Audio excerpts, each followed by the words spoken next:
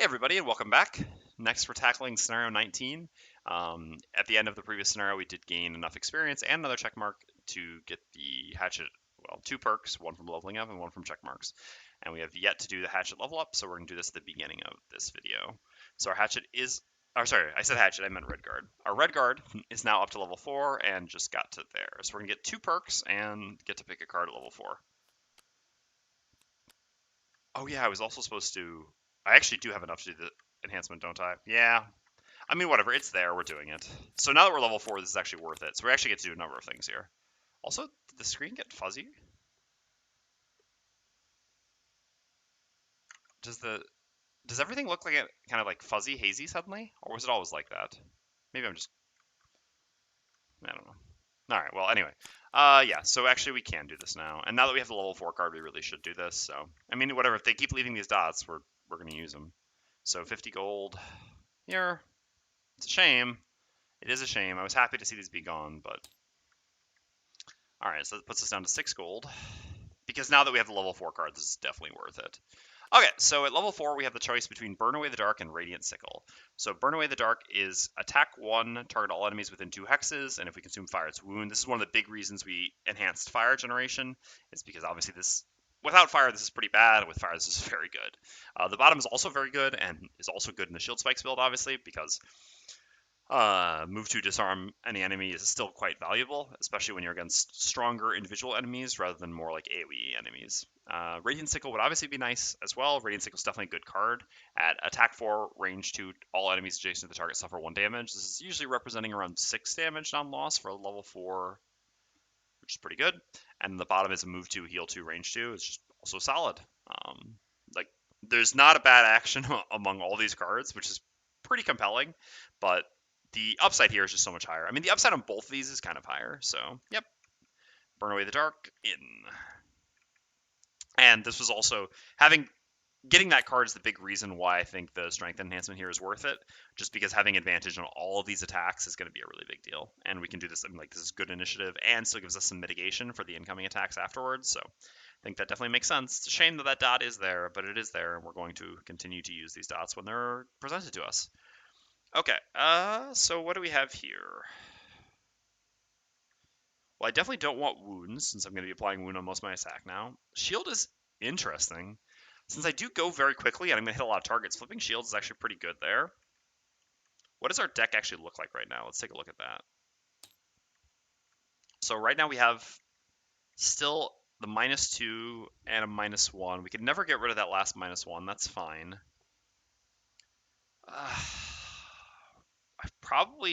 I really actually do want those shields. They're so good with shield spikes up, right? If I get to go early and proc shields, that's like, it's not only mitigation, but it's also AoE damage. It's kind of crazy how good those actually are here. I mean, all these perks are good.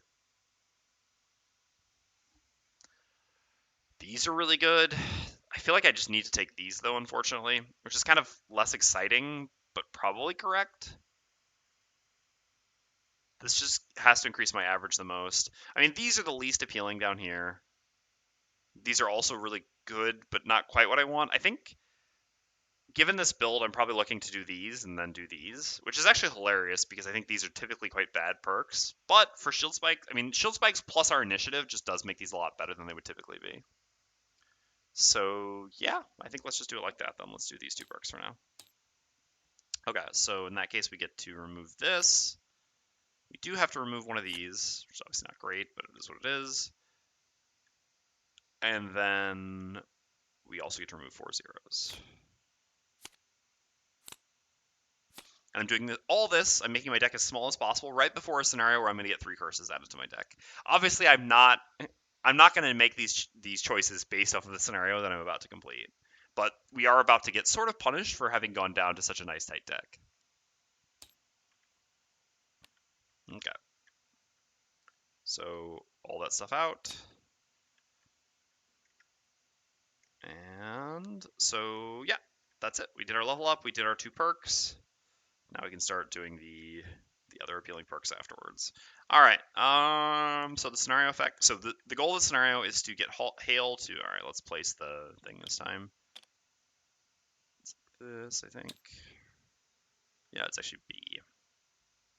Okay. So there's an altar there. If we get Hail to it, we win. If she dies before she gets there, we lose. So it is the escort quest. Again, we've done this one before.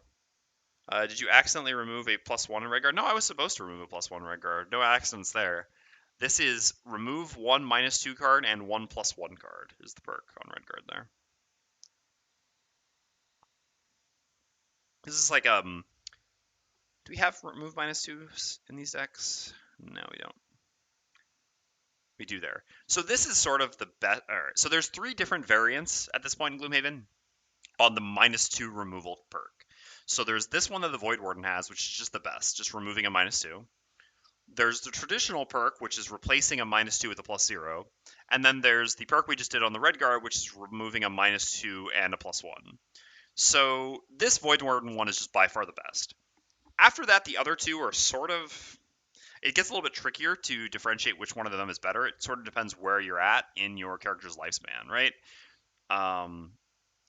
Replacing a -2 with a +0 is better than removing a -2 and a +1 early on, because you'd rather have another +1 in your deck, and even having another +0 isn't that big of a deal in the beginning. I mean, obviously you'd rather not add it, but it's still fine. Whereas, obviously removing a +1 is bad early on, because you're trying to get your average to mostly making attacks for +1. Eventually, removing a +1 is actually better, certainly, than adding in a +0, because ultimately you're going to get most of the modifiers you want to draw to be better than +1s in your deck. So a +1 is actually not a very appealing draw in the end. I mean, especially like if you look at this deck, 4 of our default +1s are going to be better than that, and then we're going to have essentially a lot of just +1s but better in our deck. So we don't actually want regular +1s in this deck eventually. So this perk is actually a little bit worse than the traditional perk right now, but ultimately will also be better. Although still, again, never as good at... Well, I don't know. I guess you could argue that this perk might even be better than this perk later on, but I mean that the Voidwarden perk is definitely the best one by far for a while. All right, let's clump all this stuff up. This mess we made. Oops. What the hell? Interesting. Never done that before. Oh yeah, let's put in the picture-in-picture as well while we're at it.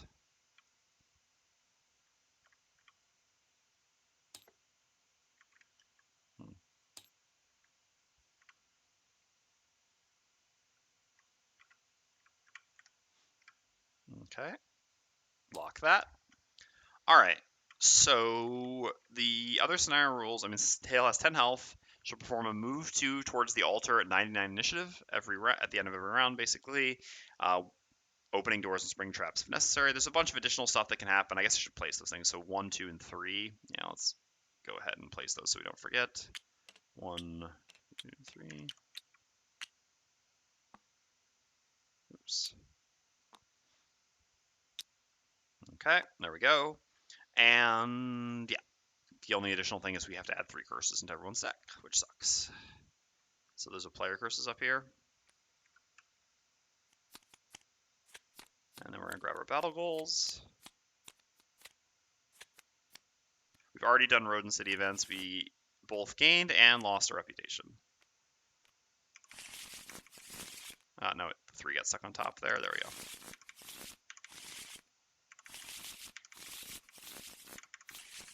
Yeah, spamming that R. Alright. And all the player curses go back there. I forgot, are you on +3 difficulty right now? No, I'm still just playing +2. Like I said, this should be my last scenario at +2 difficulty. The biggest reason for this being that we lost the scenario on +2 difficulty last time. Admittedly, it was a very unlucky outcome, an unlikely outcome, but still, it doesn't make any sense to go up to +3 on a scenario that we've previously lost on +2. I don't think the Redguard has the no effect. Don't the Redguard have the no effect scenario perk? Yeah, I understand what you mean. No, the Redguard doesn't. Technically, none of the Jaws of the Lion characters have that perk, because negative scenario effects didn't... I mean, basically that didn't really exist. That sort of thing didn't exist in Jaws of the Lion, so none of the characters have access to it. The Redguard has the ignore negative... So we... As per Isaac's suggestion and General CGO's implementation of it, we have brought in the ignore negative item effects perk on the Redguard, which is essentially mixed into here. It's a little bit more difficult to explain, but basically here we actually have 2 perks that remove 2 -1s, and then we have 1 perk that adds 2 +1s and ignores negative item effects. So those are what we've actually done here. It ends up with the exact same deck, just plus the ignore negative item effects, while also still doing 3 perks which exist otherwise in Gloomhaven. But no, none of our characters have the ability to ignore negative scenario effects. Isaac has suggested, well, or at least Marcel said this. I mean, I would assume that Marcel's right. That Isaac has said that you could add the ignore negative scenario effects perks to Redguard and Voidwarden, or sorry, Hatchet and Voidwarden, but we have not done that at least yet. We wouldn't have taken them even if we could have. So, all right, battle interface.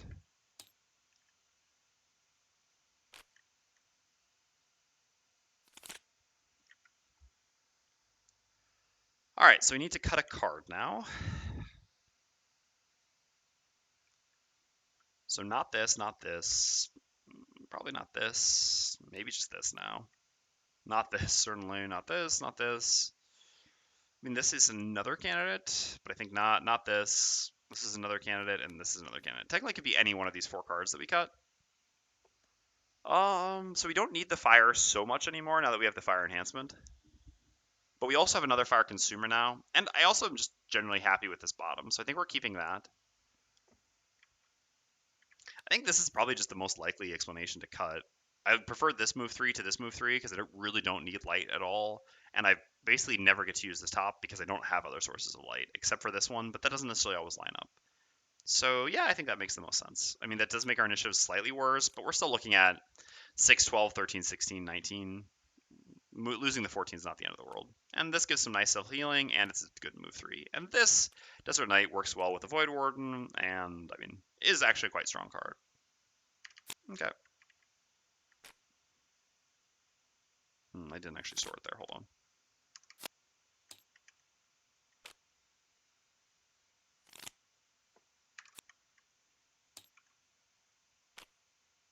Okay.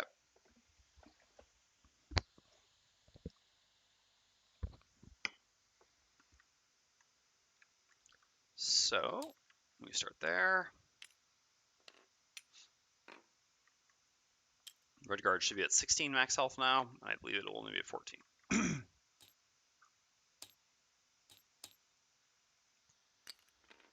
All right, so how did we do this last time? I mean, we had a pretty good line for it. Yeah.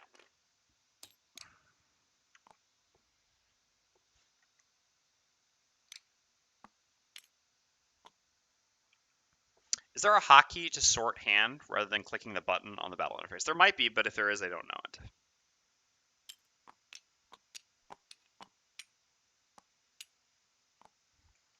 All right, so our plan here is pretty simple. Redguard needs to move here before 20 initiative so that this Living Bones can't move. By keeping this Living Bones here and the Redguard going here, this one can't summon, and the Voidwarden will simply stun this cultist before it can summon, preventing both the summons this round. Which is pretty obvious. So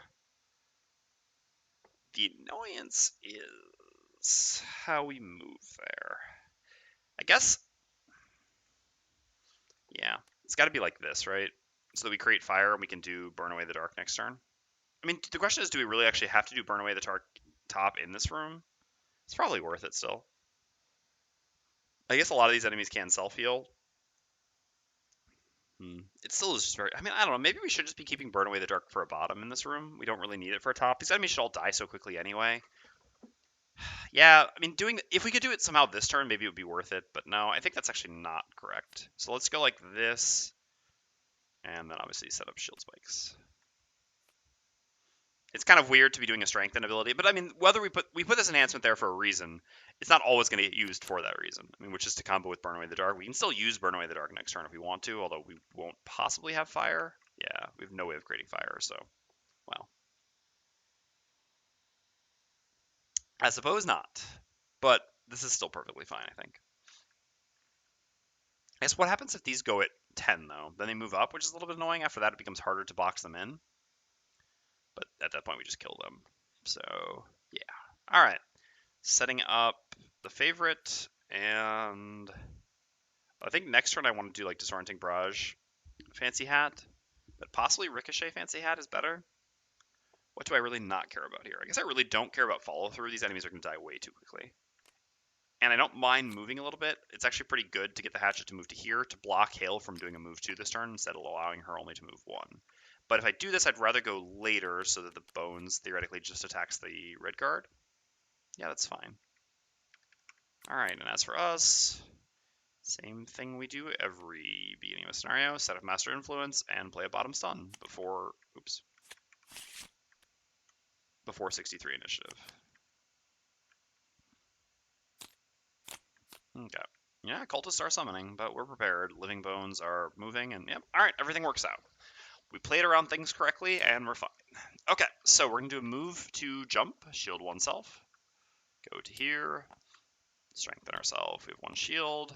I'm just going to give, as usual, 2 experience, 2 experience, 2 experience, active, active, active. Charging the lasers. Okay. So we have 1 shield and strengthen. So the Living Bones goes, it can only hit us. Attacks for 3, -1 is 2. So we have 2 shield here, 1 from our innate. Shield, from the shield we generated from our bottom action, and then 1 from hide armor. Okay. So then the Hatchet goes. Hatchet is going to set up the favorite. We actually need to get some more favorite tokens up here. And then Hatchet. Oh, Battle Goals! Mr. Battle Goals. Alright. It's fine, it's fine. Nothing has really happened. Nothing that we couldn't have predicted. Alright. What do we have here? 2 or less health points at the end, or 13 or more experience points. Both these are quite unlikely. Both of these are quite unlikely. I guess 2 or less health points is more likely than 13 or more experience. We just don't gain that much experience, I think. Even on a long scenario like this one. Okay. And here it is. Only long rest or loot a treasure. Is there a treasure tile? Let's look at the thing. Without looking, yeah, there is a treasure. I'm trying not to look where it is. There is a treasure. I don't think there's any world in which to take only long rest in this scenario. I could try. I'm also the one who gets the... I mean, I get decent benefit from long rest. The jump boots are obviously less valuable than movement boots, though. I don't think it's very likely that... I guess I'd like to loot the treasure tile, and if anyone's going to, it's going to be me. Alright. We'll see. And as for here, no allies become exhausted, or 3 or more points of overkill. Both of these are reasonable. I mean, hopefully no allies become exhausted. Seems more likely than Dynamo. I don't know. Both are reasonably likely. Let's go for this one. Okay. Alright. So, Hatchet's up. We activated the favorite, and we do a move to going to here. Again, this is just to block Hail from moving too much this turn. Voidwarden goes. We use the bottom. We activated Master Influence, and we use the bottom of Freeze the Soul to stun you and curse herself. No more curses. Dynamo is easy with Hatchet, right? Theoretically, it is. It's likely to happen. I don't know. Yeah, I mean, Dynamo is definitely not bad with Hatchet either. I don't know. I consider Protector to be sort of one of the easiest battle goals in general. So, I don't know. In a 3-player party, it was a tough call for sure. Dynamo is theoretically easy with Hatchet as well. I don't know. It could have been correct to do Dynamo instead. I'm not really sure.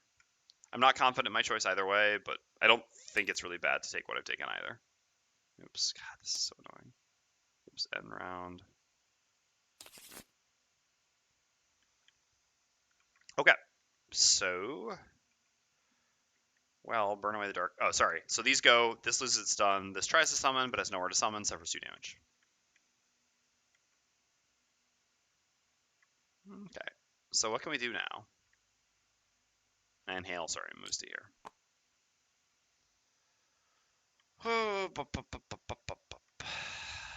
Thinking.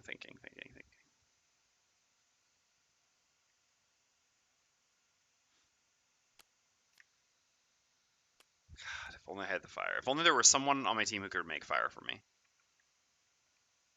If only we had a single mana potion in our party right now.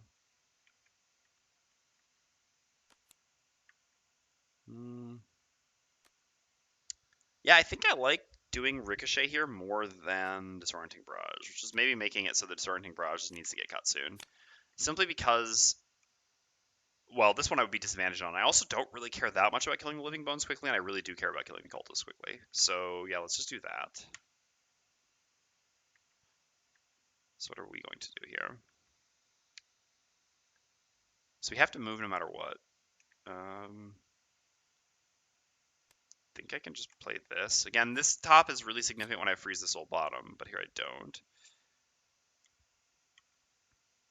I guess I could actually attack with my Curse Attack on this one, and then I would be able to get away with playing a non-move bottom, but I don't really have a non-move bottom that I want to use here, right? So, yeah. I think we can just do that. And then the question is Wicked Scratch or Gift? Probably Gift.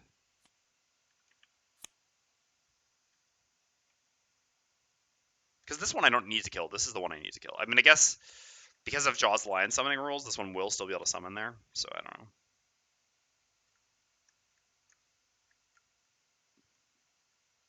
It's a bit annoying. Doesn't work out perfectly either way. All right. So I'm strengthened, so I like to make attacks here. There are so many things that I would like to do. This bottom is pretty good. Getting wound on one of them is decent. I could do like that plus Strangling Chain. Yeah, that's actually pretty good because then we'll go just before Hatchet, so our Strangling Chain will actually get bonus damage. Sure. All right, let's go. All right. Well, that was bad. You to there. They both attack. Their attacks are at -1, if I'm not mistaken. Yeah. Yeah, that was bad. Oh, and the bones is hitting for a bunch too. All right. Overall, very bad. So yeah. Okay. So the first one did no damage. The second one gets +1, so it's normally attacking for 2. Here down to 1, so actually 3. That was here. So we have 2 shield. We take 1 damage.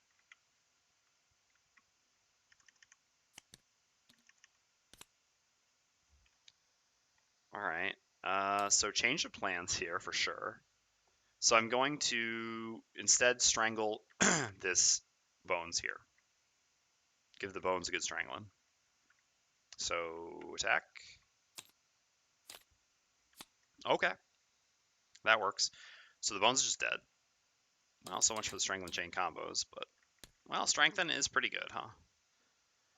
Strengthen and a strangling. All right, and then we just get to make an attack 1 wound on the cultist. At least we get rid of a curse. God, it's good to have strength and enhancements back. Oh, how I've missed you. It's like seeing a long friend after you've been out of the country for a while, and just or an old friend after you've been out of the country for a long time. You see them again, you're like, it's good to see you again. They're like, it's good to see you too. I missed you. I missed you too. Strength and enhancements. All right. Okay, so fancy hat bottom, ricochet top. Pretty easy here. Sadly, can we even use goggles here? Should we use goggles here, I guess is the question. I think probably not. The problem is with how hail works, it's difficult. I mean, with how fast hail moves, it's difficult to long rest, right? So using the goggles is quite risky. At the same time, I kind of want to put the favorite here and then splash here. And then that gives me a better payoff next turn. Wish I'd done Wicked Scratch here. I guess with there to there.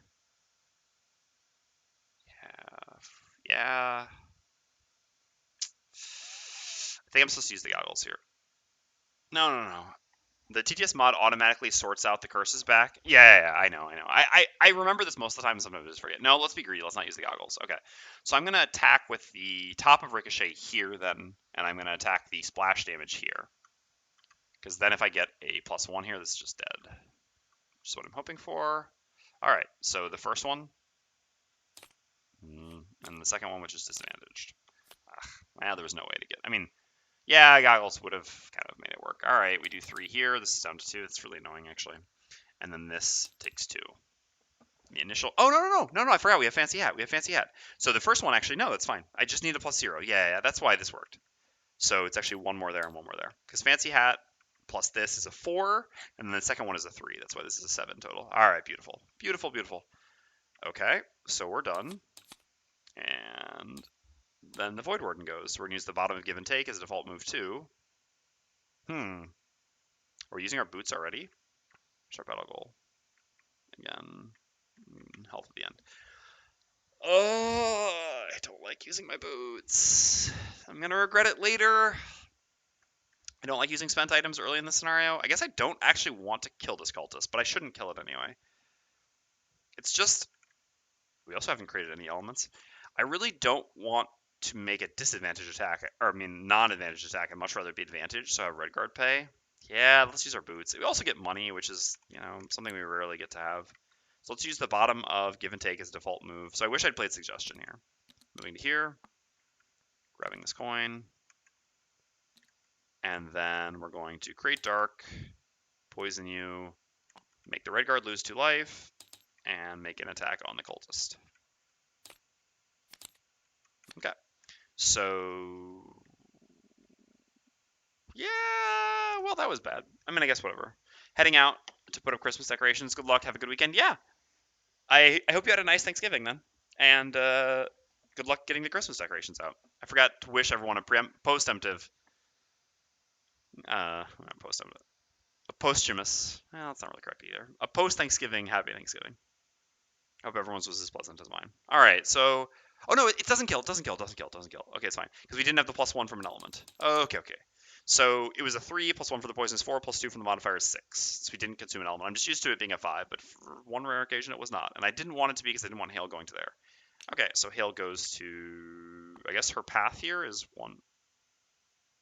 So 1, 2, 3, 4, 5. So from here it's 1, 2, 3, 4. Yep. So hail goes to there because she can't path through the cultist. Okay. Oh, and we didn't want this to die because of the death explode. Oh yeah, I forgot about that too. Thank God.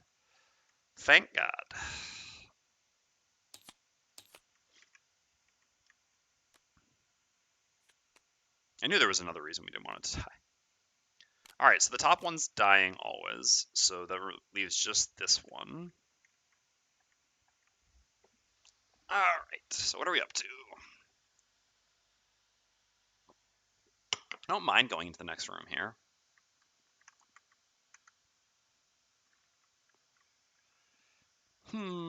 But how do I mean, I guess I have to use this. So then what am I killing that with? I guess I'd like to keep Burn Away the Dark for next turn. I don't have my top direct damage shield either. I guess I can just kill it with this, then. I mean, it's possible that one of us can also kill it. We'll see. But this does seem like a decent line either way. Since we create fire, we don't need to pair with this. We can theoretically disarm something in the next room. All right. Sorry. So what are we up to here? Or what are we up to here? We haven't used the favorite yet, so we're pretty free to use it in the next room, which is nice. I could also just kill this one myself. I guess the annoyance is my initiative here.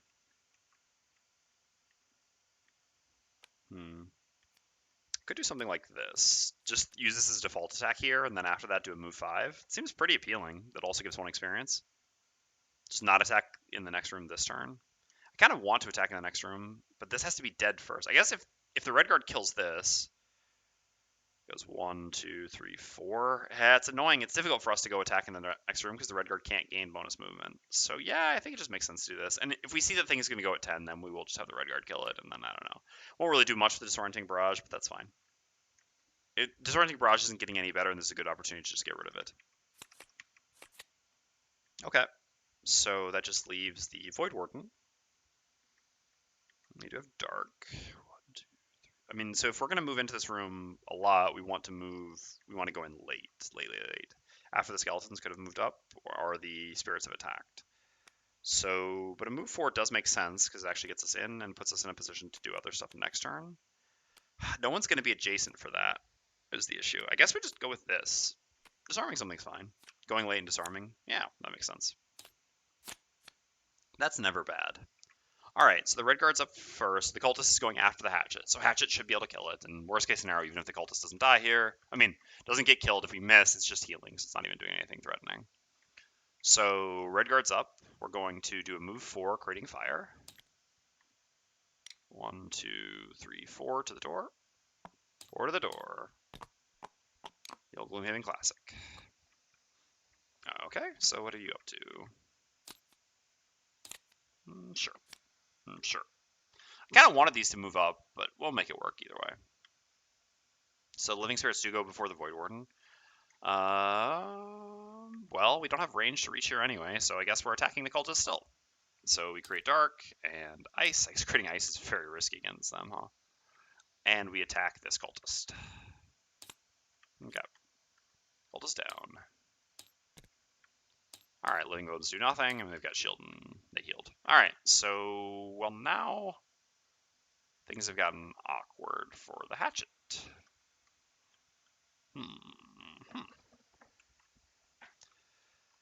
So what's the range on these attacks? -1 range, so these are going to be normally 2 range attacks? Okay, that's not too big of a deal. So I don't really want to go here and get attacked for nothing, but I guess I could go here with boots, but I'm making some attack 1s that don't do anything, so there's no real reason to do that. This should actually have 1 more life. It's not dead yet. I must have accidentally clicked it. We can gain ourselves gain an experience and just move in. I think this is fine. So let's do that. So let's attack with Disorienting Barrage, targeting this cultist up here. Also, this allows us to draw potentially a... Oh, that's a good argument, though. By going here and attacking 3 things, we'll flip 3 modifiers, giving us a pretty good chance of getting some of those curses out of our deck. How costly is it to use the boots here, though? Reasonably costly, because then our favorite's going to be in one of these, and it's going to be hard to retrieval. Yeah, I don't love it. I don't love it. Let's just attack here. Hopefully we'll draw a curse here. Who knows? No, that's not a curse. That's kind of the opposite of drawing a curse. Okay, and then we use second wind. We gain 1 experience, and we have a move 5. And so again, I just want to double check that I'm not wrong. Yeah, it's -1 range on this, which is 2 range right now. So 1, 2, 3, 4, 5. Can you pull the battle interface over to the left under the initiative tracker so it doesn't overlap the pip? It's not, I mean, I can pull it over here, but it's not going to change anything. Well, first of all, this makes it a little bit harder because, like, here, by having it over here, I sort of just, like, cut off this section of the screen. Over here, it's kind of now there's this section and this section cut off, but that's not the problem. The problem is I can move it wherever I want. You'll see what happens, but we'll try and maybe somehow this will work. Because if I don't have to, it's not that I want it to overlap with the plane or the picture-in-picture. It's just it does every single time reset to back over it. Theoretically, I can move this, but that gets us back into like cutting out more of the screen for me and for the viewer. We'll see, but we'll see if this works. If this works, this is fine. Although I have to get used to having it over here. I guess we can even just put it over here to cut a little bit less of the screen. All right.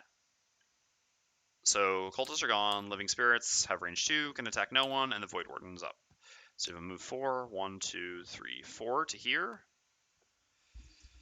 So next turn, how is this working? So the red guard we have move 3. Yikes. So the initiative sucks on that is the issue. With 1, 2, we wouldn't get everything in the room.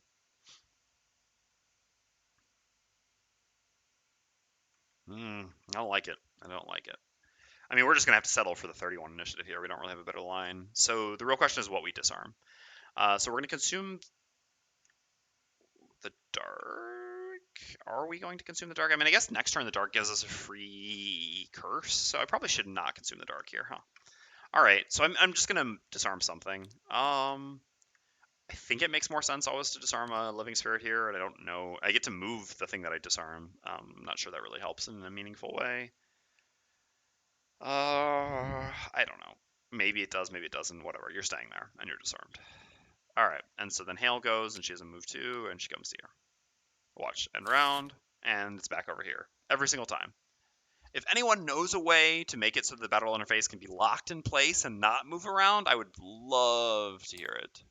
But unfortunately, There doesn't appear to be a way. And I could move the picture-in-picture, but this is really the most logical place for the picture-in-picture. Again, putting it down here, it just sort of ends up cutting into more of the screen. I mean, I guess I should just do that before I go crazy today, and hopefully for the future I can try to figure out a way. I don't know. It seems like kind of a worse spot, though. Like, it really just makes more sense to me for it to be up here. But I guess, whatever. Rather than have to do this twice, I have to remove the battle interface twice per round, because every time I press start round and end round, it resets. So, yeah.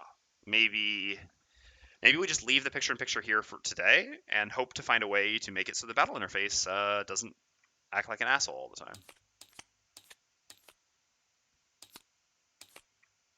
Yeah, this is more off-putting to me as well. I don't know why. Just here it's more out of the way. Here it's really in the way to me. Because now, yeah, it like the width of the screen right now with, I mean, I guess this is here, but it doesn't really change anything. I've sort of like, I've made the screen very narrow now. The section of the screen which is actually viewable, right? Between, actually I need to reset the picture-in-picture to be in the correct spot though, but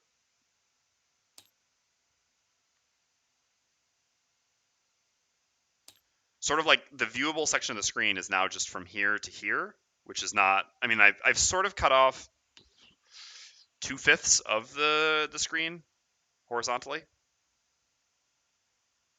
by not being able to use this. Like, basically all this is now not usable, and essentially like all this is now not usable. So we have just this for screen, which is kind of annoying. That's why I really like having this on top of this makes a lot more sense, because this is kind of out of the way normally. I don't know. I'll leave it here for now, and we'll try our best to deal with it, and then hopefully find a way to not make this, I mean, like, to have this be less dumb. Okay, so I have to do a move 3, so it is just these cards that we play no matter what. I mean, we're going to be next to one of those on the red guard, so we can get away with doing this here. But we won't be there that quickly, so... Man, the initiatives here are a problem, actually. I guess it's got to be like this, then, huh? Instead of Wicked Scratch this turn, we just do this, and we do that next turn, yeah. Because I really like to use the Dark for a free curse here. I do have to watch out also because of that ice. I guess by not... I'm taking a 1 out of 7 to get a really bad thing happening here, which is the Living Spirit making a stunning attack by consuming the ice. By not doing a... I mean, like, yes, theoretically I could use Suggestion, but this is the easy part of the scenario. I really don't want to be playing losses. It's just I really want to get that Dark for a free curse here, because the curse is going to be useful later on. And I need to go... I mean, I don't have to go after the red guard if I do this attack, which is why this works. But if I were to do Wicked Scratch, I have to go after the red guard because I need the red guard to move up. And I guess theoretically the Hatchet can move up, but I don't think Hatchet can go that early. No, not either. So yeah, this is just really obnoxious because of the red guard's initiative, which is rare that that's the case, but it is. Because red, like, I just won't have anyone... I could pull out the summon, but again, I don't really want to be spending resources during the easy parts of the scenario. The scenario gets much tougher very quickly. But by not using Wicked Scratch, I don't have the ability to consume ice without playing a loss, which is the problem with this. But if I go with Wicked Scratch after the red guard, I have to go at 68. Or... I mean, I guess I could technically just use this bottom for default, but that's so bad. I can't do that. That is really, really weak. Yeah, so I think we're just going to do this and toss out some curses and hope that they don't flip the stun attack. And if they do, worst case scenario, I'll just use my stun powder on the Hatchet. Okay, so it's like this, and... Oh, I was actually the last one can go. I'm actually going to... This doesn't... Yeah, it makes more sense to have disarmed. I was just being careless to disarm this one. There was nothing else that happened after the Voidwarden. I just kind of threw it out haphazardly. But it makes sense to disarm this one. That way the Hatchet can kill this one and come get the favorite back. Yep. So we do this and this here. Alright. No, 75 is not the stun. It's the healing one. So we're fine. Yep. Living Bones. Ooh, that's a bad one from Living Bones, though. That's the all targets on the same. Alright. Well, Voidwarden, you're up, so I'm going to do an attack. I'm definitely Voidwarden attacks go into the bones, not into these. Attack 4 into something with 3 shield versus 1 shield doesn't really make much sense. This one's going to get killed normally by Hatchet here, and then the other one will be wounded and disarmed, so. I guess it's going to heal off the wound. That's actually kind of annoying. Anywho, yeah, so we'll attack number 8, I suppose, because this will be the one that comes up closer. So we attack number 8 with the top of the last journey. Alright, so +1, so this is 4 damage. And a curse, and then we're going to consume the dark. We get a new dark, though, giving them 2 total curses. Which, again, may matter later. So where do I want to move to? I guess I have to stay within range 3 of them. I guess just staying where I am here is fine.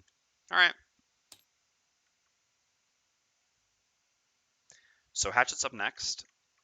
So I still have the goggles. I think this is the room. Yeah, I'm going to use the boots here so I can use the goggles here. This is a good opportunity to use them. So we're going to use center mass, and I'm going to use the favorite. So this is going to be attack 7 here.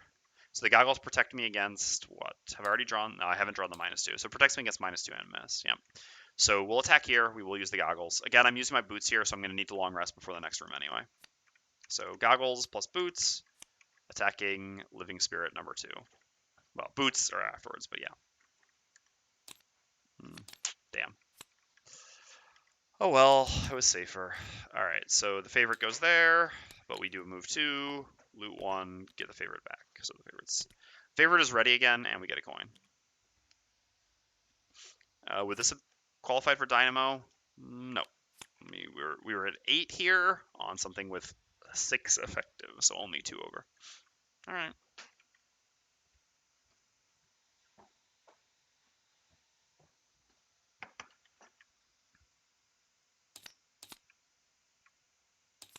Alright, Red Guard's up next, so we're going to do a move 3. All attacks this round targeting you gain disadvantage. Go to here, and I'm going to use the top of Burn Away the Dark, consuming fire, gaining 1 experience, and doing an attack 1 wound targeting all enemies within range 2. So I'll do 8, 9, 3 in that order.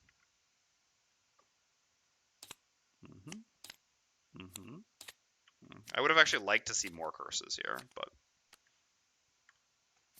I guess we only have 1 curse left, I think, because we've already drawn 1.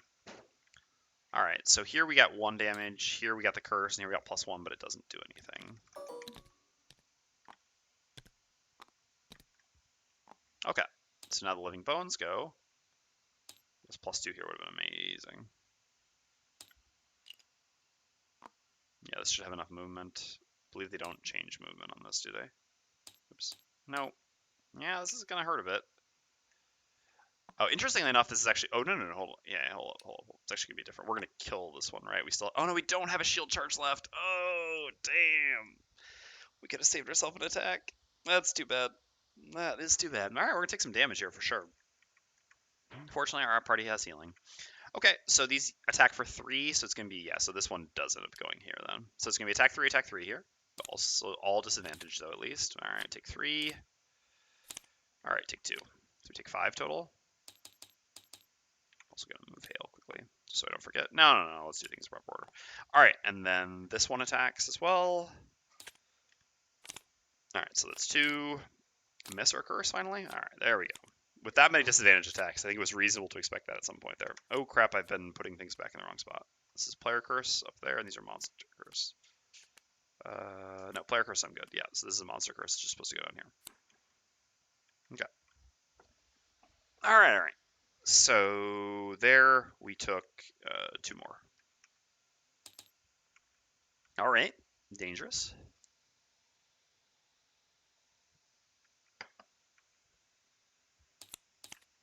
And then the living spirit goes, takes 1 from its wound, but sadly heals itself back up, loses this, and loses this. So we're going to have to come up with a new plan for killing that thing. It's really annoying that it got the heal this turn. I mean, I guess whatever. I can't complain it didn't get this. I mean, there are a lot of things it could have done. This was annoying. The stun would have been that. No, I guess the stun was fine because we killed the other one. This one was disarmed, yeah. So the stun would have actually been fine. The AoE curse would have been really annoying too, though, so I don't know. Whatever. It's just annoying because we were really counting on that wound to kill this. So this is dead, this needs a lot of damage, and this also needs a lot of damage. I mean, here we're playing our 2 cards and hoping for the best. At least we beat the 33. Here we're also playing our 2 cards, going as early as possible and hoping for the best. And here, Yeah, we're going to play these 2 cards, and we're going to see. I would like to use these to attack, but it's possible we don't need to, and we can just get away with healing, in which case, why not strengthen? If we're forced to attack, we can always consider stamina potioning back to heal to get that back for next turn. We'll see. Regardless, we should play early. There's no real reason to play this here, because either we need to do this top, or we can do this top. I'm never really doing this top here. Just not enough enemies attacking for that to make sense. Okay. So, the 33 and 45. Yep, that's why I was happy with this being at 30. So, Redguard's up first. So we don't have any meaningful elements here. So all adjacent enemies suffer 1 damage. It's quite decent. That kills this. Does 1 here. Does 1 here. And then we get to loot this. Okay. And so I can mobilize target all adjacent. It's not bad, I guess. I guess it depends if my plan is to kill this or not. I suppose I can only really kill one of the 2 things here. If I do the Voidwarden attack, I suppose I can kill both. That should probably be the plan, right? Yeah. So like Hatchet attacks here, kills this. We could, yeah. Yep. All right. So in that case, I might as well just do I mean, I guess it's an insurance policy in case that doesn't work out. Doing shielding is not bad. No, it's not really that good. Let's just do a default attack here on the bones then. Okay.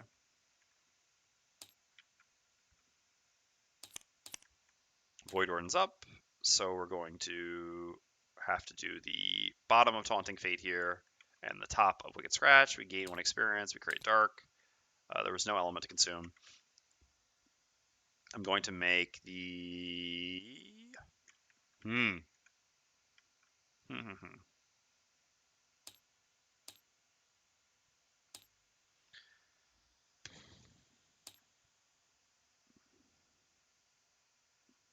I'm going to make the Redguard attack, I think. Redguard has less curses. It's pretty important to get... I guess it's not the end of the world not to get the kill here. No, and drawing a curse out of the Hatchet deck for later would be really useful.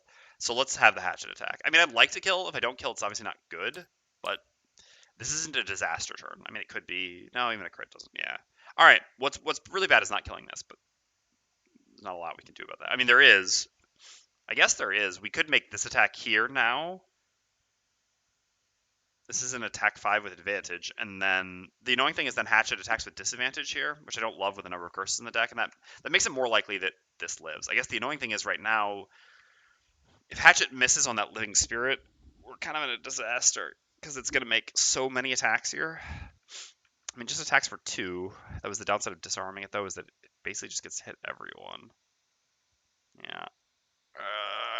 All right, fine.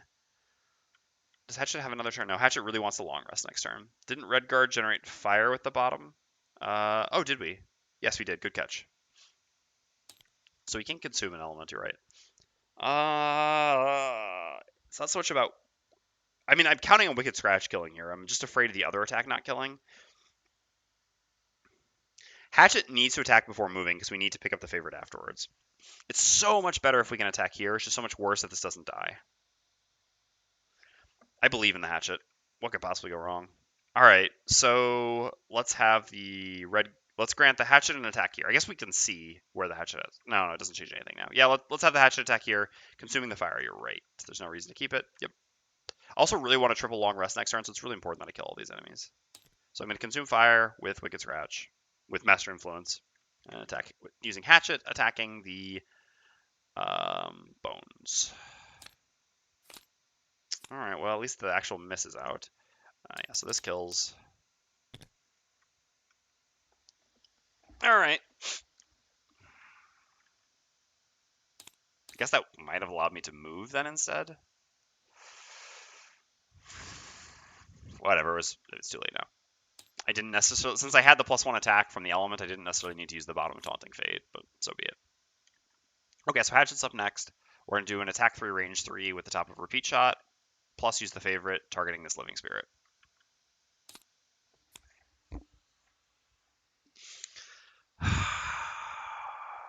It's so bad.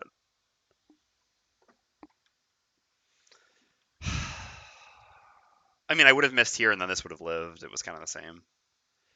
It's not so... I mean, this is worse, but we had a better chance of a positive outcome. So the reason why I did it like this, the Living Bones was going to get to attack for 6. This Living Spirit is going to, I believe, get to attack for 8. But by attacking the Living Spirit with the Hatchet and the having the Wicked Scratch attack on the Bones, the Hatchet didn't make a disadvantage attack. So we were twice as likely, essentially, to kill both the enemies by doing this. And the downside is only 2 more incoming damage, which I think it certainly made sense to do this. This is really, really bad because I really wanted triple long rest here. All right. So the favorite is now stuck in you, and we did not kill you. God, that's so frustrating. I mean, back to back. Like, I mean, whatever. That's with the 3 curses. That's what happens. All right. I'm curious if we'd had the goggles here. Yeah. We didn't actually need the goggles last time. I mean, I guess our deck order would be different. No, it actually would have ended up being the same because we would have drawn 1 less card. We would have goggles this attack, and we would have gotten miss into curse. So it actually was the same, no matter when we use the goggles here. Damn. All right, whatever. So in that case, where am I going? Can I try to make it? So this has +0 move. So it has 3 movement, 4 range. Yeah, so it can always just move to here and hit everyone. Nothing doing about that. All right, so who is not going to long rest here? Because one of us has to not long rest now. I guess it's the Voidwarden who's not going to then, and we're just going to use Gift of the Void to try to kill the Living Spirit then. Okay. The favorite's going to be there too. Oh my god. All right, so I actually have to go like this, which is also annoying because no, I should actually go like this. Then I can use boots to get the favorite. God. Oh, what a disaster. I mean, I guess if we're like this, is there anywhere else it can go that takes less movement to hit everyone with 4 range? It can go to here. Hold up. I guess it doesn't have to go to there, does it? Because instead it's 4 range. Does it actually have 4 range? No, it's 3 range. Yeah. So with 3 range, I guess if we go to here, it can just go to here. So then the favorite ends up there. Oh my god, this is so bad. Oh, I'm going to lose it. That miss. Oh. It has to not have disadvantage on the red guard. That's its top priority. And then second priority is hitting as many targets as possible. It can do that by going here, which gives it range 3 to there, or going here. But this is 3 movement. This is 2 movement. But as long as we're here... I mean, I guess it goes here anyway. I actually forget if it... I mean, I think they're supposed to, but I'm not sure if it's actually in the rules. Can someone remind me quickly? It's been a while since this has come up, so I don't actually remember that well. Hey, blah, blah. Does it prioritize not having disadvantage on its secondary targets? Or does it prioritize less movement? I'm not actually sure. So I know this much, right? Its first thing is it's always got to hit its focus, which is the red guard. And before hitting additional targets, it always prioritizes losing disadvantage on its focus. So, for example, it would rather, like, if it could hit the red guard without disadvantage but only hit 2 targets, it would do that rather than hit the red guard with disadvantage and hit 4 targets. That I know. But so the question is basically, if the hatchet stays here, will this go here or will this go here? Because here it would only be 2 movement, but it would have disadvantage on the hatchet. That's not part of its primary focus thing. Less movement after no disadvantage on focus. All right, that is actually what I thought. All right, so that's kind of fine then. So we actually have to stay here as the hatchet, because then we can get the favorite here. I guess I could go here. The advantage of going here is that it makes it so that Hail doesn't get to here this turn, which I think is really important since we're going to be going slowly after this. So I'm just going to stay here, heal the red guard for 1, and create Earth. Thank you, Dutch. Wanted to make sure I wasn't wrong on that one. All right, so then the Living Spirit goes here in order: Red Guard, Hatchet, Voidwarden, Hail. Red Guard. So 2. Hatchet. It's actually a disadvantage there. Oh yeah, it'll do it automatically. Voidwarden +1, so 3. I don't care about too much. And Hail, this is the more annoying one, yeah. Well, we got to make sure we heal Hail up. Okay. So, yeah, it's the Voidwarden who doesn't get a long rest here. Which sucks. I really like to get my boots back, but the others need it more. All right, so if we re-roll here, what is bad for us? Basically, just hitting Wicked Scratch and Gift of the Void are the only things that I really care about not losing here. No, I guess Lure of the Void is also really important when we get into this room. Maybe I just accept losing this here. It's not good in this room. It is really good in the next room. It's also one of my better cards, but I think there's just too many dangerous rerolls is the issue. If I'd rerolled into this, I don't know, kind of my movement as well. Yeah, I think there are just too many bad rerolls. Does Hail move? Yeah, Hail goes to here. Okay. So long rest, long rest. Wicked Scratch. 22 is their earliest initiative, so I just need to beat that. So this... I mean, we can also use this out of combat, though. It's not bad. I kind of want the healing. Yeah, I can just use this here to move. Oops, we're there. All right. Sure, gain 1 experience, consume, doesn't matter which element. Dark, create new dark. We're going to gift the Hatchet and attack 5 with advantage, targeting the living spirit. Curse? No. Alright, yeah, of course. Whatever. Favorites there. Okay, and then I'm going to do a default move too with the bottom Signs of the Void, and I'm going to go to here in order to continue to block Hail a bit.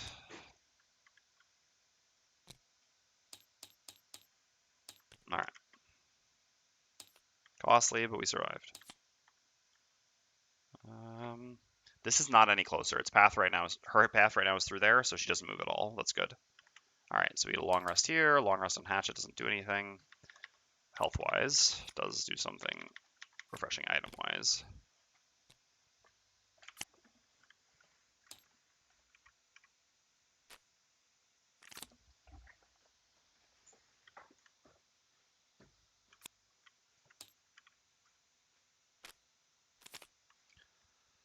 All right.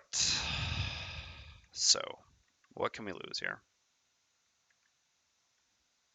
I want to keep the CC to keep Hail alive in the last room, I think.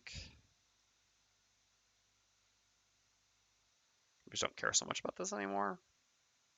Or this. Probably just this, actually. I have plenty of fire. All right. Yeah, see a barrage. Definitely not you here. Okay. So, what are we up to next?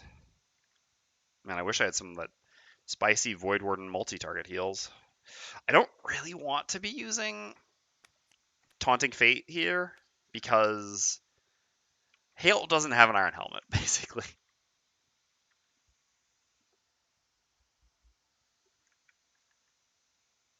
All right, so we need to get the favorite, which I can do with this, and just throw something away here. I guess I don't really want to throw away move 3. Yeah, just throw away follow through here. So yeah, like this, we can just pick up the favorite here. Guess we can just continue to not move. So in that case, I can use Gift to the Void bottom. And I suppose just this top. To strengthen for next turn. Strengthen Redguard. Redguard, I can create fire on bottom here, although not moving as much as I'd like, but that's fine. We can do Strangling Chain afterwards then. 1, 2, 3, 4 into there. We should be able to hit most enemies in the room. Yeah. Yeah. Oh, but I can also create... No, because I want to use a top heal here. I was going to say I could create fire on top and save that, but no, this definitely makes sense. Where did I just put that card? I'll put it here. So I also don't move, again, because I don't want Hail moving. It's good to keep her back here for a little bit longer. So, yeah. I heal myself for 4 and create fire and set myself up to do Burn Away the Dark, and I'll go before, so I'll actually be the one getting a Bless and a Strengthen. The Bless sort of sucks. I really don't actually want the Bless, but the Strengthen will be very good for what I'm going to do next turn. And anyway, yeah. I mean, the Strengthen wouldn't do anything necessarily for Hatchet, because Hatchet's got a longer way to go. I mean, Strengthen would, actually. Because if we next turn do move 3 to here, then Ricochet, that's fine, actually. Or any other attack. Eh, maybe it is better to just do it to Hatchet then. So that means we need to go later. All right, there we go. So Redguard goes, gain 1 experience, heal for 4. What the hell? Okay, and move in place, Great Fire. Hatchet goes, move 1, loot 1, grab this and this. Okay. And then do nothing. And then the Voidwarden goes, and we're going to poison self. And we're going to strengthen and bless Hatchet.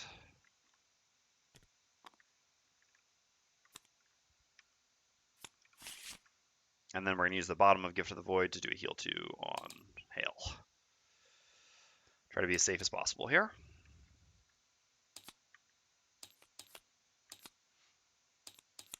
And Hail Cult once again can't move. All right, in we go. So this from our last move 4, and this to do some burning. All right, so for us, I guess I'm not sure that I love using Ricochet here. I think I'd rather just do a strong single target attack, because the Cultist is actually the more significant thing, and then I can use Ricochet next turn with Fancy Hat. So something like this, and I guess I don't need to heal myself. So I can go like this. Yeah, that's fine. Yeah, the early initiative is not super significant. The 18 can matter, actually, but the healing can also matter.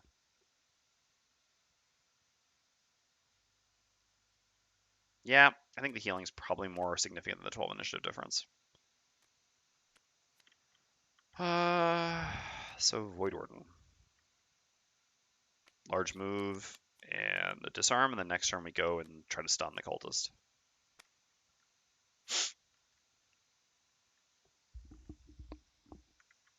Yep, I guess going earlier is still fine here as well. It's not like Redguard's tanking up, so the disarm earlier could be better. Okay. Oh no! Crap. Wrong initiative there. Hatchet needed to go after. I knew that this would be an issue, but I knew I could just play this. All right, so Hatchet's actually at 24. All right, so Redguard's up first, because Hatchet obviously can't open the door, or shouldn't open the door. So we're going to do a move 4, immobilize target all adjacent enemies. 1, 2, 3. To the door.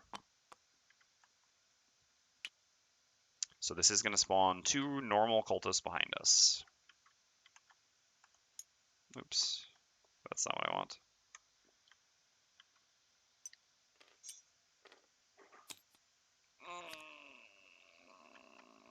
I mean, come on. It's bad because of this.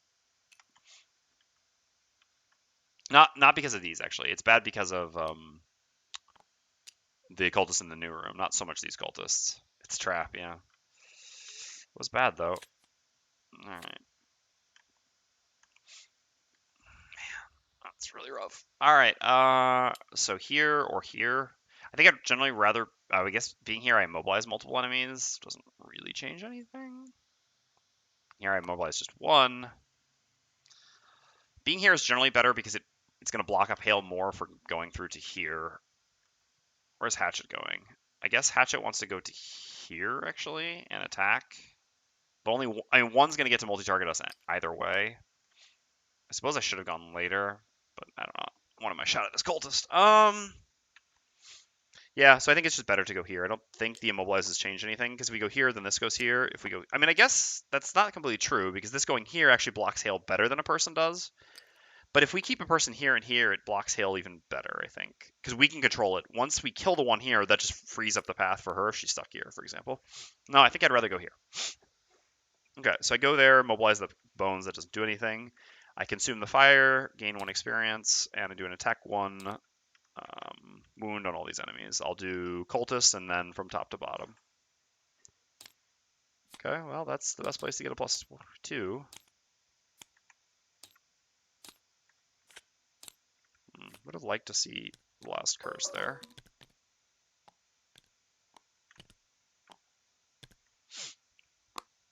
Okay. So Hatchet's next at 24. So I'm going to do a move 3 with second wind plus boots. Using boots again, huh? Rough. But it's so much more important to attack the cultist. 1, 2, 3, 4 to here with bottom second wind, and then I'm going to use the top of center mass plus stun powder, actually. There we go. Yeah, that's worth it. And the favorite? If I do that, it's pretty bad because I can never get to the favorite easily. Especially because I use my boots here. I can't go loot it. I think I'm not actually supposed to use the favorite here. I think that's too bad for me for the following turns. Next turn I'm going to do Ricochet Fancy Hat. I can use the favorite then if I want to. I'm stunning it anyway, so it doesn't matter so much that if I were to like get a crit here. It's still not going to get to do the thing. All right, so let's just attack the cultist for just an attack 4. Okay. Well, stun powder coming clutch once again. Do love having that item on a class with no other CC. Or no other hard CC. Okay. So then the Living Bones all go. Each taking 1. So this, no, sorry. This one's actually immobilized, so it actually stays there. So the immobilized technically did do something. Oops. Then this one goes here, and then this one goes here. Strength and Hatchet. Oh, good call. I actually forgot about that. Yep. Good catch. No, thank you. Good catch. Hey, CGO. Yep. All right. So number 3 attacks the red guard. So their attacks are -1. Oh, well, that's one hell of a -1, huh? Okay. So normally it would be attacking for 2. So here 4. Yeah, I think I'll just shield 2 on this one. So it takes 2, and I take 2.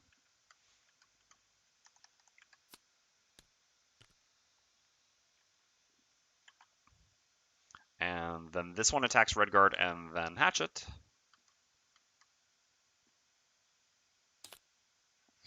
+0. So here we don't have a choice. This is used. So I take 1, it takes 1.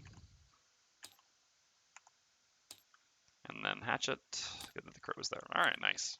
Very nice. And then 1 more on Redguard. Okay, so 3, which we just take. Yikes. Yeah, we're hurting a bit here. I mean, I've got the big heals. I'm just so afraid to use them because I remember how I lost the scenario last time, which was crits by the living spirit that's going to spawn here on Hail. And if I get put blesses in their deck, like I said, she doesn't have a helmet, so it does get dangerous. All right, bones are done. Voidwarden's up next.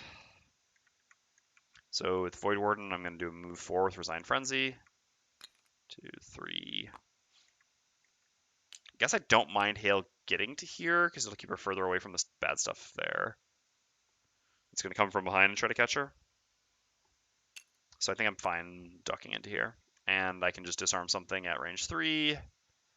I guess these, well, this is more, what do I actually have for next turn, right?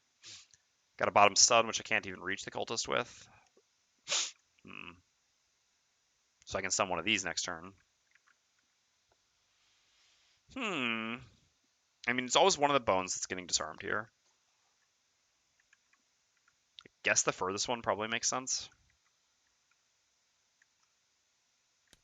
I don't know. I don't know how much of a difference it makes either way.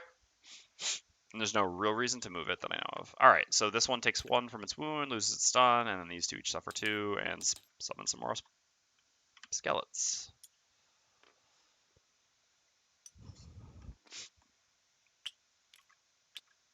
And then Hail moves to here. I'm gonna blow my nose quickly. Also, well, I'll wait a second because I gotta go to the bathroom anyway. I'll do one more round and then I'll run to the bathroom for a last bathroom break here before hopefully, well, completing the scenario one way or another.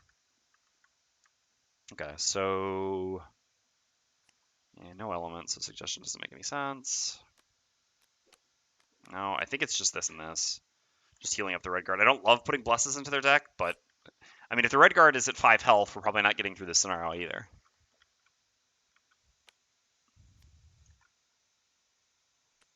Okay, so this top is definitely good here. It also goes just before they can go, shield up, do a bunch of direct damage. Do this as well. Yeah, I mean, I think it's got to be this as well, just more shielding. I guess at the same time, one of them is going to be stunned, so maybe that's not necessary. Maybe an attack 2 on bottom is better.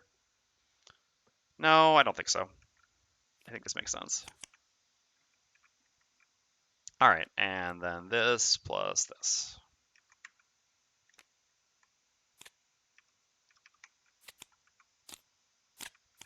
Okay, no summons. A heal is kind of annoying, we'll see. And Living Bones, no bonus movement at least. I guess that was last turn. All right, I actually do really need to blow my nose and go to the bathroom, so I'm going to use this opportunity to do both of those things quickly. So I'll just be right back, and then we'll get into the home stretch. Did the math come out to Swift Strength being the better enhancement? I forgot to do the math, but I think it would be difficult to imagine that it's not. I guess we can run it quickly. Well, give me a second. I really need to go to the bathroom. Hold on.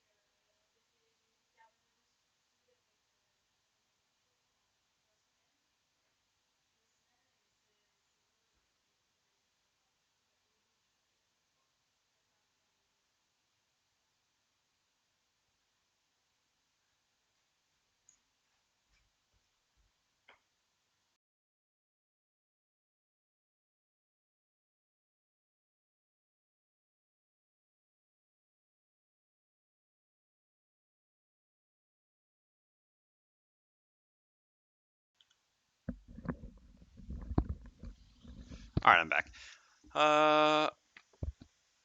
So, yeah, I didn't actually do the math. It was just that I had 50 gold to do the strength enhancement. The strength enhancement's already been pretty big in the first room. I have some difficulty imagining that, at least in terms of cost effectiveness, it would be comparable, but we can quickly do the math because I'm curious. I'll just do that right now because we have a little bit of time. But basically, like, I mean, obviously now cost effectiveness, it's a little bit unfair to say it like this, but the shield enhancement would have to be twice as effective to be as cost effective as the strength enhancement, which is essentially impossible for that to be the case. Realistically, that's not how it actually works because we have a limited number of enhancement slots and we're limited by prosperity. So I don't know. This is not completely true, but all right, let's actually see this quickly. So let us go to. Hope the VOD people don't mind this minor distraction. In general, these are pretty popular though. Let's make sure we open the right thing on our drive.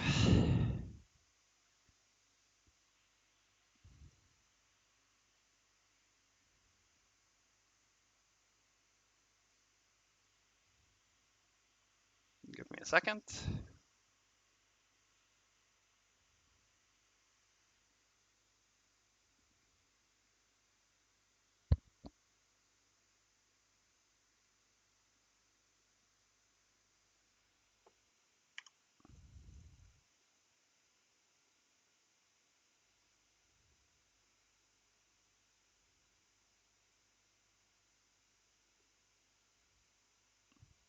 What the hell?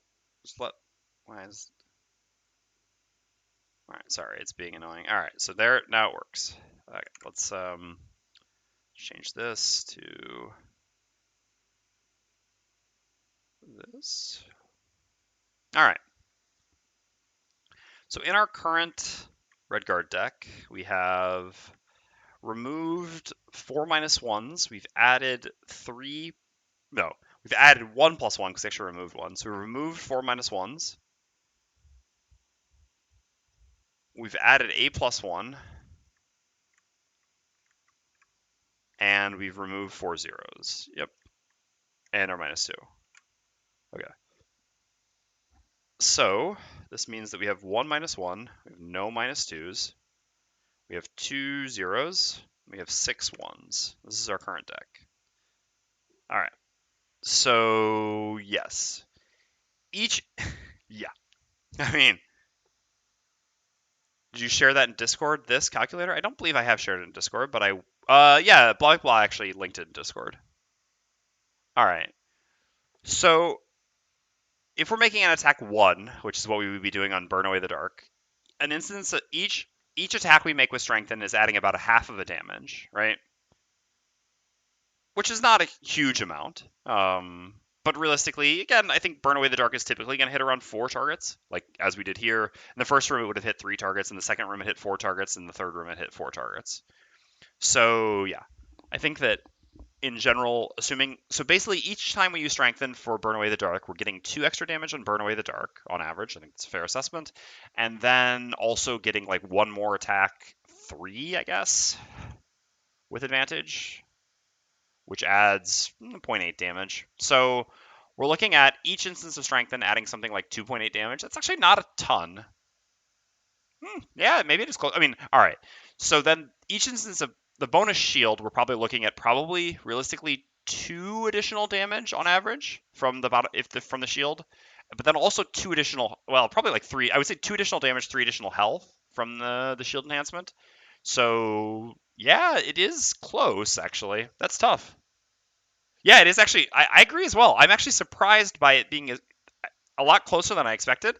Realistically, I actually don't think that the strength enhancement is necessarily strictly better. I'm kind of surprised. I mean, again, I don't regret having done it. I had 50 gold. I didn't have 100 gold. I think if I had 100 gold, I might have actually considered doing the strength or the shield enhancement then. But again, with 50 gold, it just kind of made sense, and it already has been useful for me. Obviously, what also isn't being considered here is the increase in predictability, and like there's obviously something to that as well. So that's more difficult to quantify. But yeah, so basically the shield enhancement should add around 2 damage, 3 life per use of the card. I would say this is a pretty reasonable expectation, and the strength enhancement should add around 2.8 damage per use of the card. So yeah, interesting. As you said, it is way closer than I expected as well. That makes this probably the worst strength enhancement in Gloomhaven. Okay. That, I guess the other thing though is, I mean, once, so there's another, I guess, yeah, we're on the right screen now. There's another aspect to this, which is we're looking at it right now with just 5 perks, right? And once we've gotten like 7 or 8 perks, I expect that the math will skew more. I mean, obviously the math will skew more and more in favor of the strengthen. Additionally, with Burn Away the Dark and the strength enhancement, I'm very inclined now to take these +1 shield perks, which are normally not very good perks, but obviously with the number of flips that I'll make in a small deck with Burn Away the Dark, this is very like I'm very likely to flip one of these per Burn Away the Dark, right? Because with 2 of these in the deck, I'm looking at a 14 card deck with strengthen on 4 targets. That's 8 flips in a 14 card deck, which gives us pretty good odds of getting one of these, and with Jaws of the Line ambiguity rules, we can just take one, which means that we're also kind of getting the shield anyway because of the strength enhancement. So I don't know. I mean, we could also, I mean, we're doubling our chances of getting a shield modifier with the strength enhancement. So, and then obviously once we start getting more, replacing the +1s with +2s, it goes even further that way. But yeah, it was interesting. All right. So I really like Redguard's perk deck. It's the only one where every choice feels competitive / an actual choice. Mostly. I would say that these don't really feel competitive. I don't know. These are pretty non-competitive, I guess, at the bottom here. And then these also are not super competitive. I would say the first, 12 perks are all really interesting, and then after that, the remaining 3 are kind of in a separate section. Like, you have so many instances of wound with Burn Away the Dark that wound is just like really not good. I mean, this is obviously a fine perk for most classes, but not a class that has so much wound. Random immobilize still. I mean, like more than you do. Yeah. I mean, replacing zeros is good, but replacing replacing a 1 with a 2 is better. I mean, is the same. Sorry, as it's actually technically not even replacing a 1 with a 2 is actually kind of even better than if you have strengthen. If you're not doing the strength enhance, it's the same. With strengthen, replacing a 1 with a 2 is better than replacing a 0 with a 1. Without strengthen, it's the same. But like a 2 element is better than a 1 immobilize or wound, right? Like always here. So I mean, what I mean is that all right, a shift of 1 that gives an element is better than a shift of 1 that gives immobilize or wound. But yeah, I mean, I understand the theory, which is that if you take those zeros and these zeros out, then you can just say that you'll never get a 0, so you can count on getting a +1 outside of your one single -1 in the deck.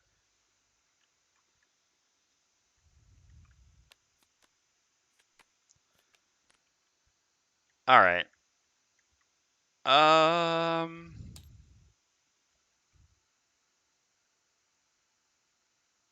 but don't you also have to factor in that you still have a 0 in the deck? I mean, in terms of the value, not necessarily, because you're keeping the same number of cards in your deck. Like you're talking about predictability versus EV. Like in terms of EV, you don't have to. I mean, it's the same. In terms of predictability, yes, there is something to be said for that. But there's also the upside of getting like your better modifiers more often, which is kind of this. I mean, like the thing is, by doing this, you're replacing a 0, which is not something you want in your deck, with essentially a +1, which is something that you're fine with having in your deck, but not really something you want in your deck either. By doing this, you're replacing a +1, which is something which is fine but not exciting, with something that you really want to get. So you're sort of like, by replacing zeros with +1s, essentially, you're really like, you're removing the low end and putting everything in the middle end, but also cutting down the top end. And there's 2 reasons to me that the top end makes sense. I mean, focusing more on, well, typically this is the way I would approach things anyway, but here, the presence of strengthen and the presence of multi-target attacks. So like, if you flipping a bunch of targets on a Burn Away the Dark, getting a +1 is not a very appealing outcome. Getting a +2 is much like the significance between getting a +1 and a +2 on Burn Away the Dark is pretty big, and also creating either of these elements is also much bigger than getting wound or mobilize on those.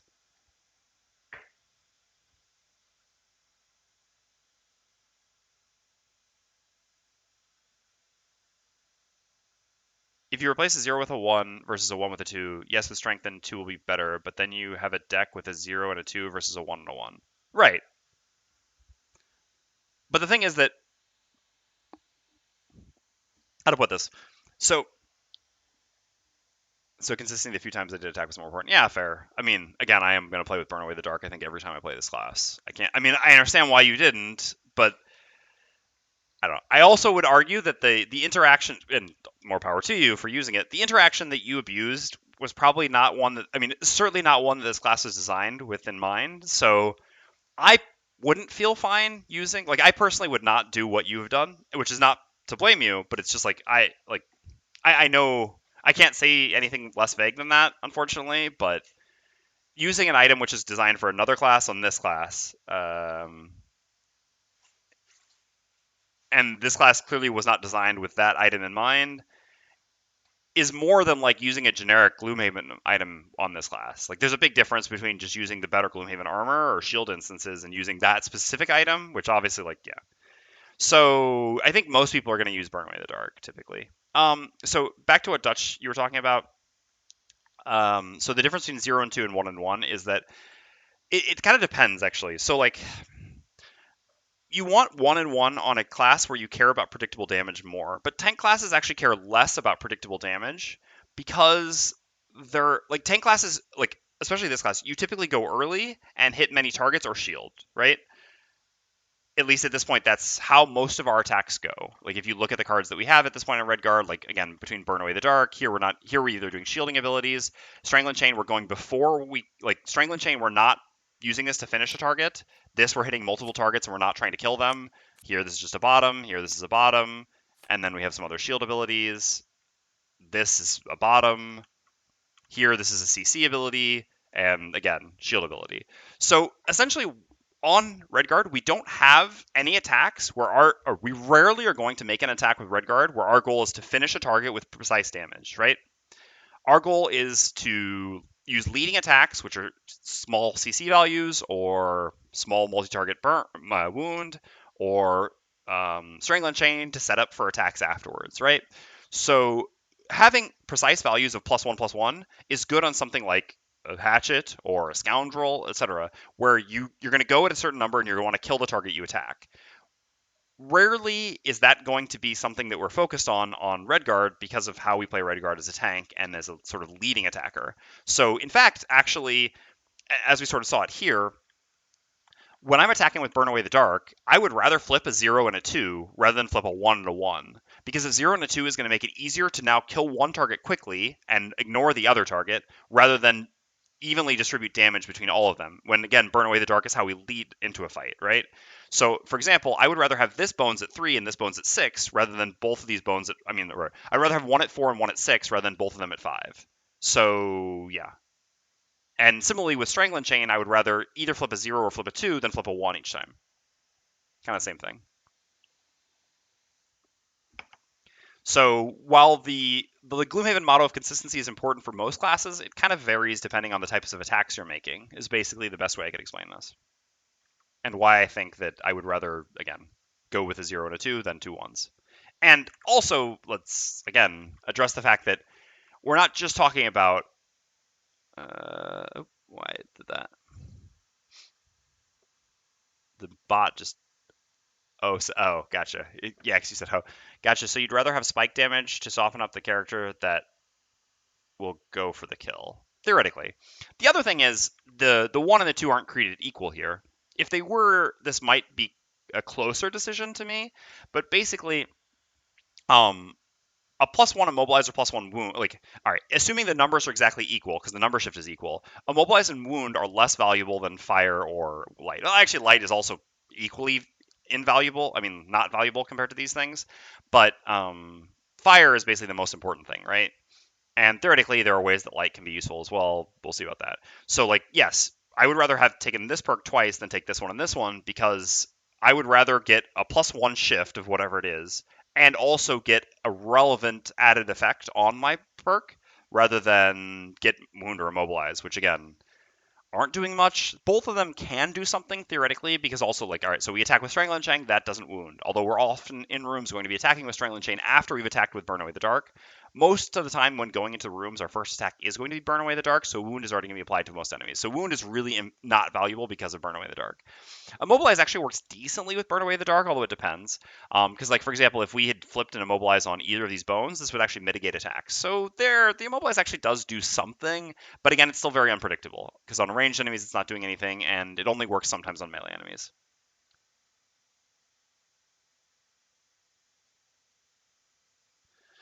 Immobilize and elements pair very well with Master Influence. They also do. Immobilize is better than normal if going full shield spikes, helps lock down ranged attackers, right? But not really, right? Because you already have multiple tools for locking down ranged attackers. You already have, you already have a bottom and top non-loss immobilize. If you really wanted that, you are on an attack, attack or move. You have an AOE immobilize on a shield, and you have a bottom all adjacent enemies. All enemies gain disadvantage on this round.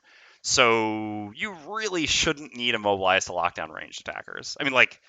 The intersection of when you draw the immobilize on your attack and it would actually be meaningful is extremely low.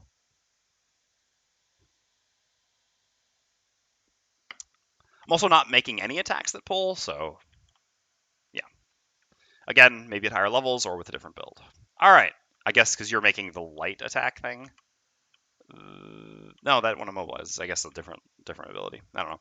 All right, so we go there. We shield and strengthen ourselves. And then we're going to create fire. Gain shield 1. The pull is not doing anything here, and they each take 1 direct damage. And we have 1 shield. Okay, 2 shield, sorry, 2 shield. All right, Hatchet's up. So on Hatchet, we're going to use the bottom of Fancy Hat to add +1 to all our attacks this round, and then we're going to use the... Wait, why did I disarm this one when this can hit multi-target? I guess because we're going to stun this one was the reason, yeah. The fire top generator? Yeah. I don't really ever use this top because I already have fire on an enhancement now. I just use the bottom occasionally. Yeah, I wondered, but I was wondering why anyone would use that really. But I guess because you didn't have a fire enhancement. But it's weird because you also value creating light. I don't know. I guess there's some reason. All right, so we're going to use Fancy Hat and Ricochet. We're going to make the primary Ricochet attack here and the secondary Ricochet attack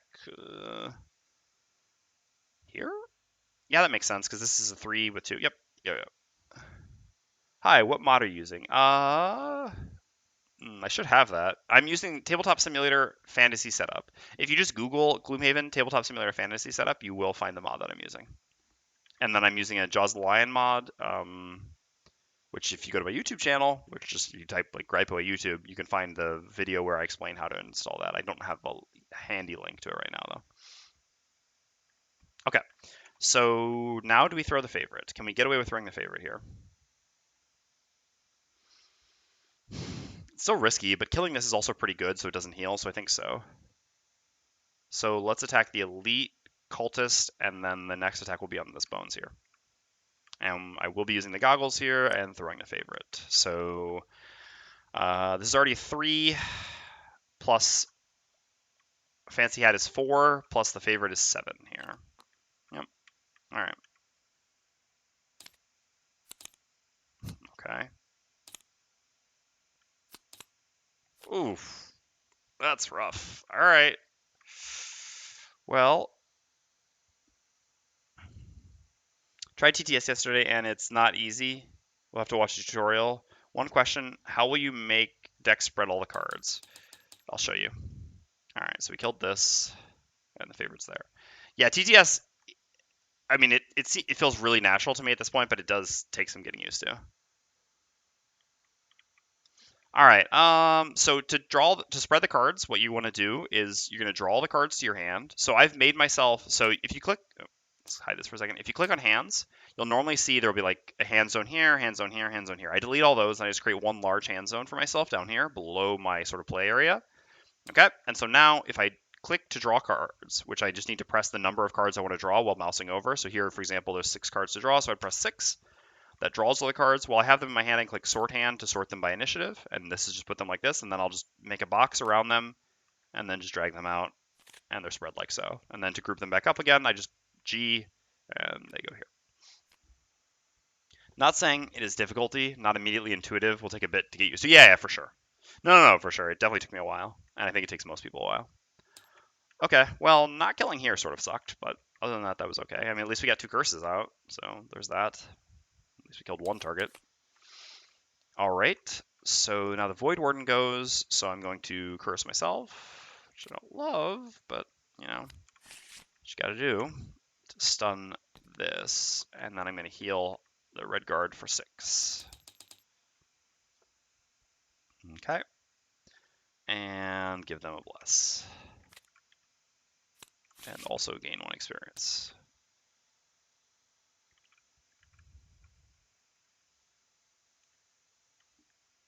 No problem.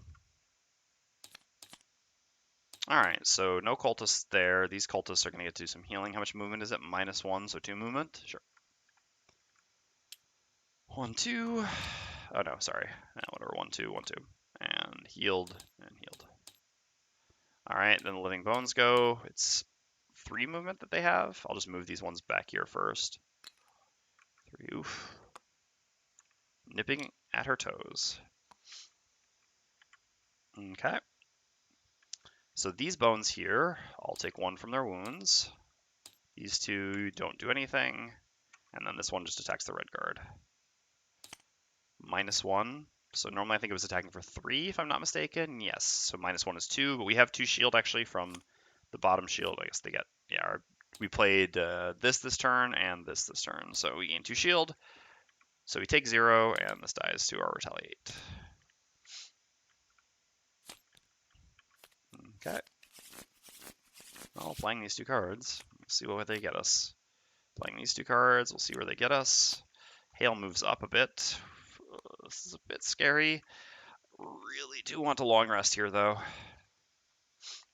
I mean, I should be able to get away with it in regards to these things. My allies should be able to take care of this nonsense. I'm a little bit worried about this nonsense, though, but I think I'm never going to get a better chance to long rest, and I really want to have the boots ready. So, yeah, let's do it. All right, Living Bone's not moving great. Well, sort of. That's annoying with these, but whatever.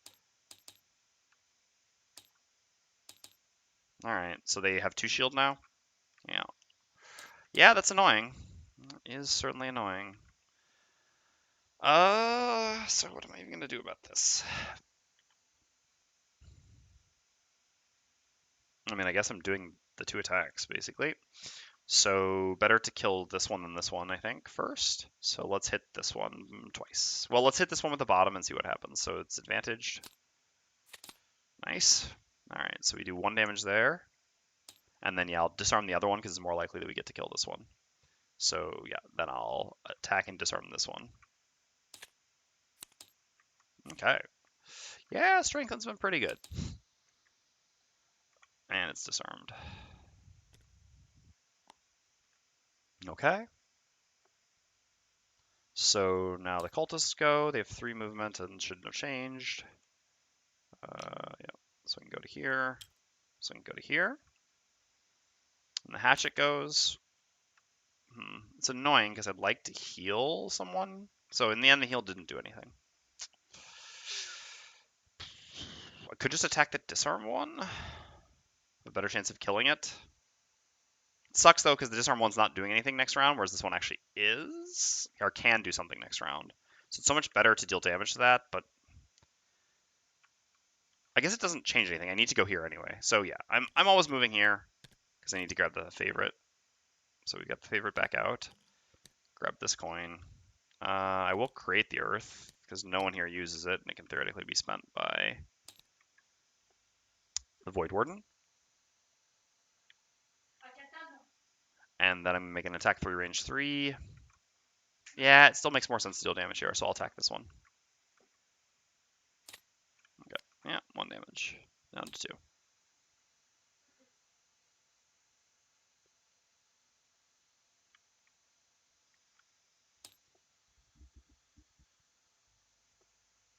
Oh, thank you, Blah. Appreciate it. Okay.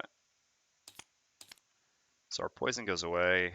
Hail moves to here. Alright, well, that is the bad thing. I mean, it kind of makes sense because these things behind are getting too close. So we kind of needed her to move. But that means we're going into the next room here. Alright, so this gets refreshed. Oh no, we don't. We get to choose, actually. Nice.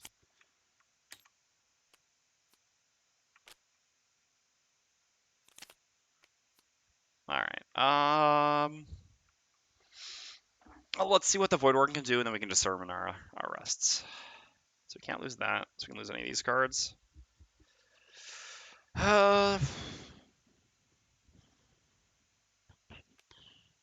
Yeah, time to lose give and take here.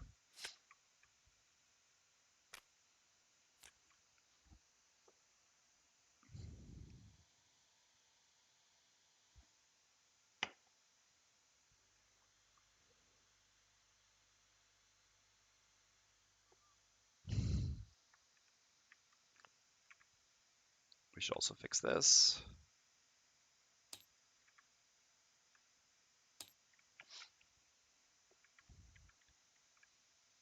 All right. I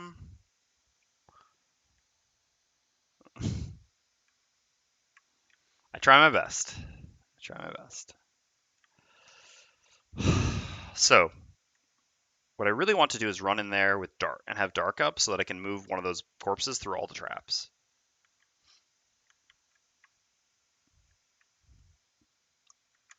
This is gone. In order to have dark up, I need the red guard to have gone. I think this is just a double short rest here. Oh, God. Yeah, I think we just don't have time to long rest anymore. Damn. It's going to suck never having any of this stuff back. But yeah, it's just double short rest for sure.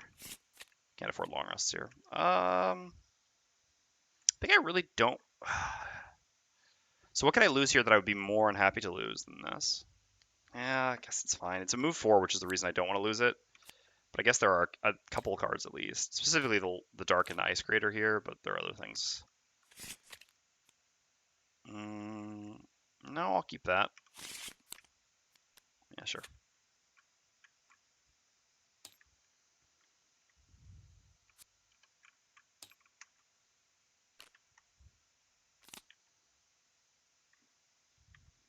Okay.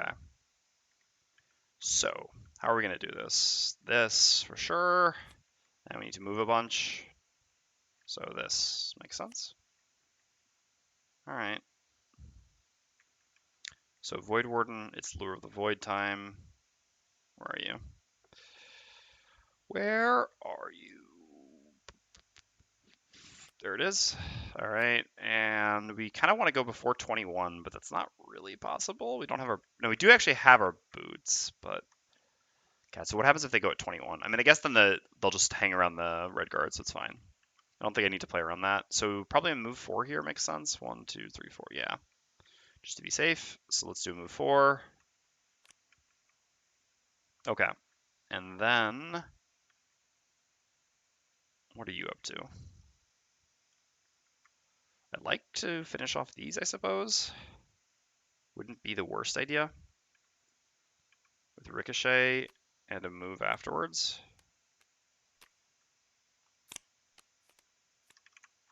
All right, let's do it. All right. So, yeah, those bones are trying to do something nasty behind there. So we're going to do this first. I think we're going to disarm something in the next room. Hatchet should kill this one, hopefully. If not, this is very bad.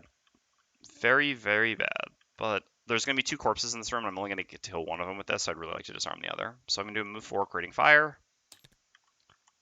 All right, 1 to here.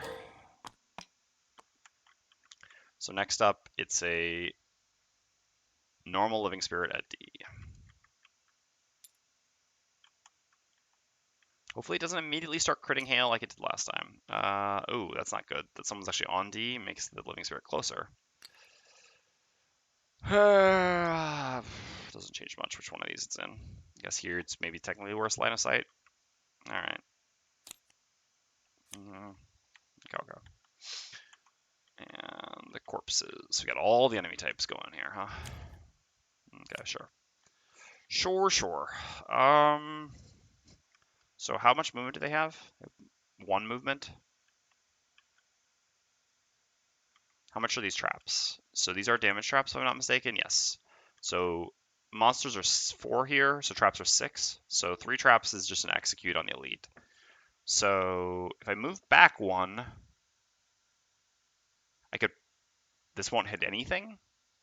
I mean, I guess it kind of will because we'll go to here. Yeah. So I think we're just supposed to run up to here and attack the regular corpse with this, creating dark and ice. Okay. Down to 10 and disarmed. All right, so Hatchet's up. I mean, it's so scary. For some reason, this class is just, you drew another card on Living Spirit. It was already drawn for the turn, was it? No.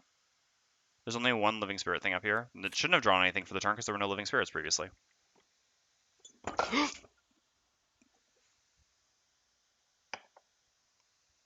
It has just been one of those days. It's because my foot got bit by my cat, and I was trying to see if she was down there, and I did something very dumb, which was spill water all over myself.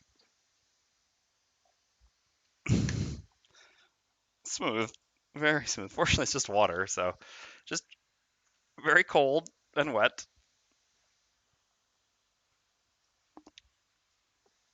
If you'll all give me a second.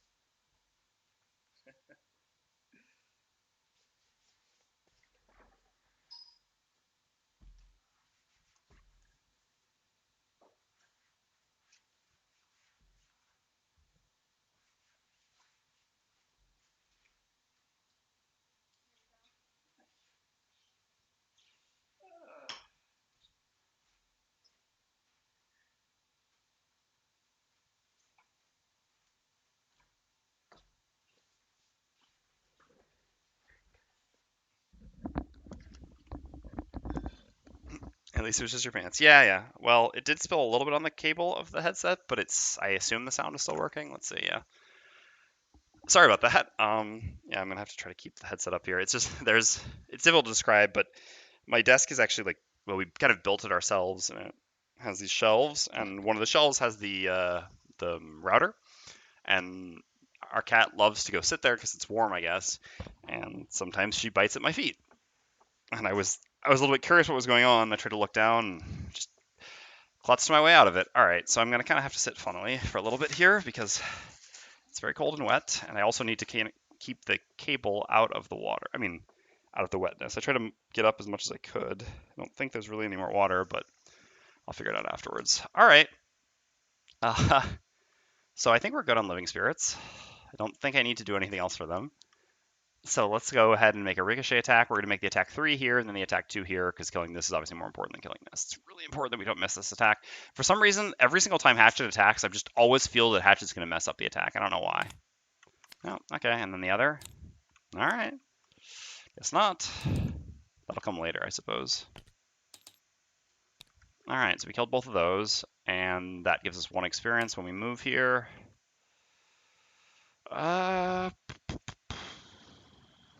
Can I move in a way that... Villain chat? No. She's actually just being cute. I mean, when I say bite at my feet, I'm sorry, I'm just making sure that there's not like a pool of water somewhere or a puddle of water on the floor somewhere because it's hardwood floors and I don't want them to rot, but I think it's fine.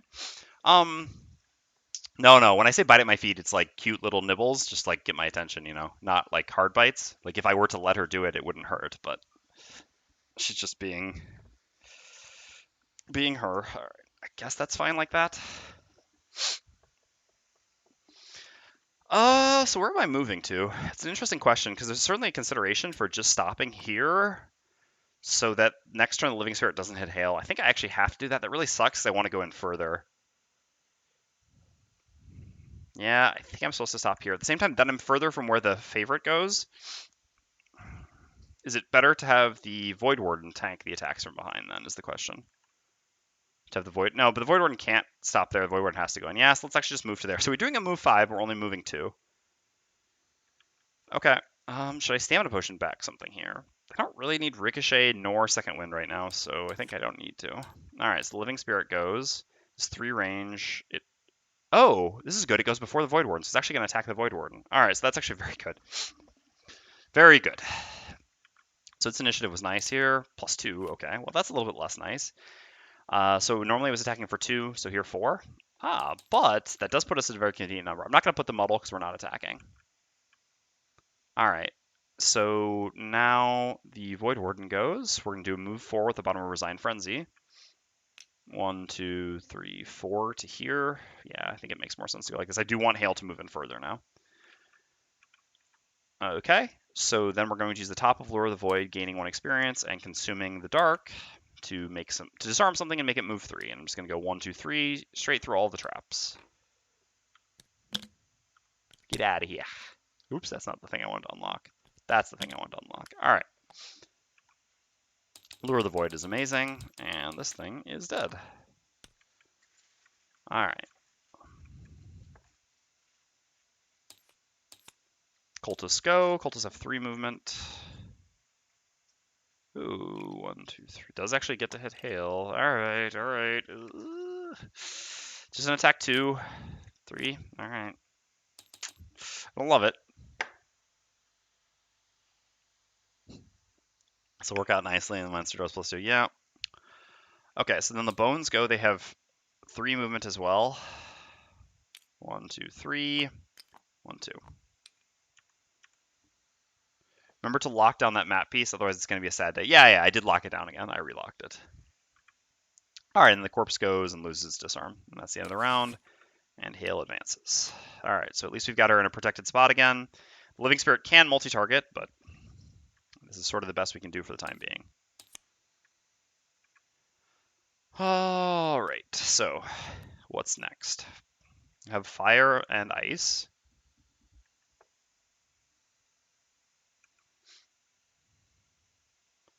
So like Hatchet can go invisible to block these things off, but this is the issue.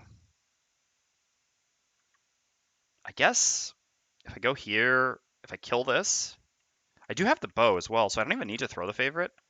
Yeah, I actually like that. The initiative's not great, but I think this is worth trying. So like do this and this. Late initiative is actually fine for the following turn then. Okay, well, just have to hope that I go before them, which is not a given, but makes sense. Okay, so then the 2 of us get to deal with this corpse. So I don't really want anyone to be losing life here. If anything, I'd like to take the opportunity to do a heal, but... Oh, I can actually CC it with Burn Away the Dark here. Yeah, that's actually fine. And then I can use this opportunity to do a bottom heal, which would be great. And then we'll just make an attack with Wicked Scratch, and because we're CCing on a bottom, the initiative doesn't matter too much. And I do have fire, so I can go ahead... Oh, no, I don't have Strangling Chain anymore, huh? Okay. Do I just do a heal myself, then? But then I'm not hitting it. Where can I find you Gloomhaven class guides? So you can do this. Hey, Kira. And that'll explain to you how you can get it through chat. Otherwise, if you simply want one link, is it maybe like...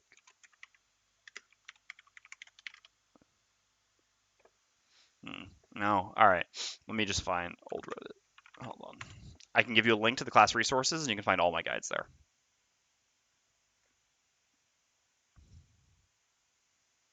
Okay. Yeah, this is the class resources page from the Gloomhaven subreddit wiki. And if you click on any class, you should be able to find a guide from that. If I've done a guide for that class, it'll be there. Okay. Yeah, I don't love that we have no top attacks. Basically, I wish we. Yeah, that was the downside of losing Strangling Chain.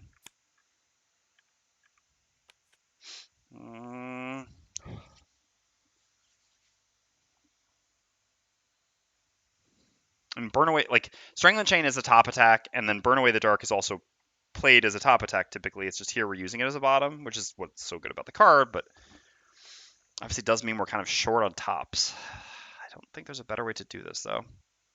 So I could just use this opportunity to heal myself. I think that's a bit crazy. I think I just need to be killing this thing. So I guess I'm just making a default attack here.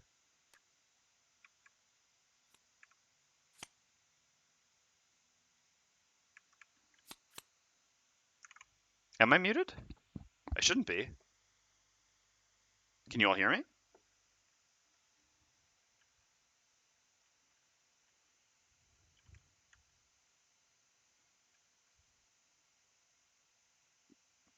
Anyone? Um, I mean, OBS is picking up my mic, so I think I'm not muted. No, okay. Nope, as in you can't. Oh, I can hear you. Okay, yeah, so. Man, Dutch, you're really trolling me here. The Living Spirit, then this. Okay, sorry. I guess it might have just been for a second then. Yeah. Ooh, that ice. All right, well, anyway, red guard's up. So I'm going to make an attack 2 here on the corpse. +1. So 3. And then I'm going to use the bottom of Burn Away the Dark. I'm going to consume the ice, fortunately, and create fire again. So, I mean, I guess it would be able to be used. Oh, no, but that's bad because we want an element here, but we actually go after Living Spirit. Yep, so goodbye ice and hello new fire. And I get a move 2. I might as well advance towards the next room and might as well pick up a coin while I'm at it, right?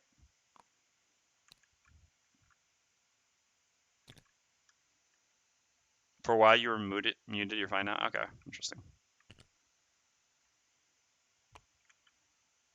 Not trying to troll you. No, I kid. I'm kidding, don't worry. I knew you're not trying to troll me. Crap. So the bones went before us. How much movement do they have? I think it's -2 movement when they do this. It is, that's good. Okay. So 3 -2 is 1. So they actually can't advance?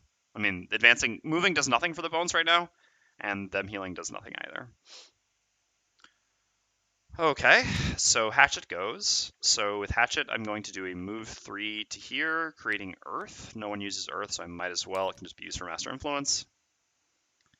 And then I'm going to use the top of Center Mass, and I'm going to attack this Living Spirit here, and I'm going to use my Piercing Bow on this attack so that I can save the favorite.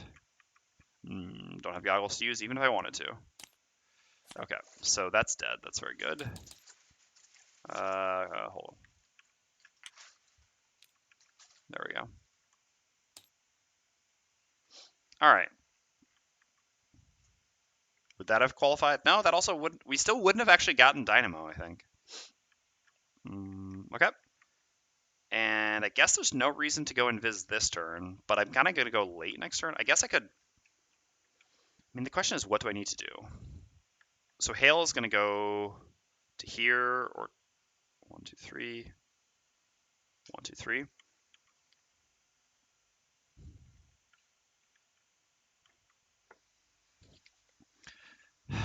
It would make sense to go invis and then long rest. So it would be good if I could do it next turn, but the problem is I'm going so early. And there will be, so I guess it's just 2 things that'll attack me though. That's not that big of a deal. Yeah, let's try to save the invis. Let's not use it here. Okay, so then the corpse goes. The corpse is disarmed. I believe it doesn't attack. I mean, I believe it doesn't do anything else special here. Yeah. So just loses this. Oh no, sorry, I couldn't move so far with the red guard. I guess I could go like this then. Yep. Because I need to be within range to the Voidwarden. I forgot. There's nothing else that's influenced that. I'm just a little bit distracted now. Thank you very much, Blah. I appreciate it. Okay, so the Living Corpse goes, just loses its disarm. The Cultists go. And summon some more skeletons.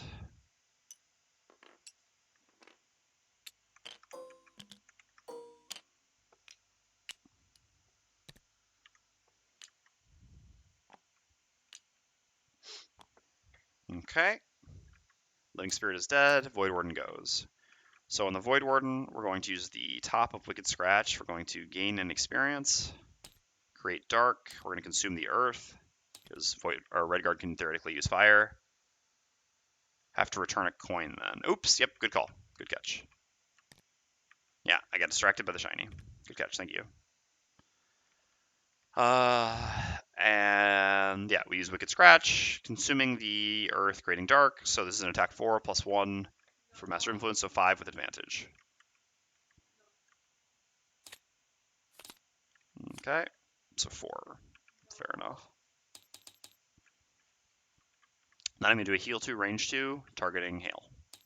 Definitely the most important target to heal. Yep, thank you very much, defense. Okay.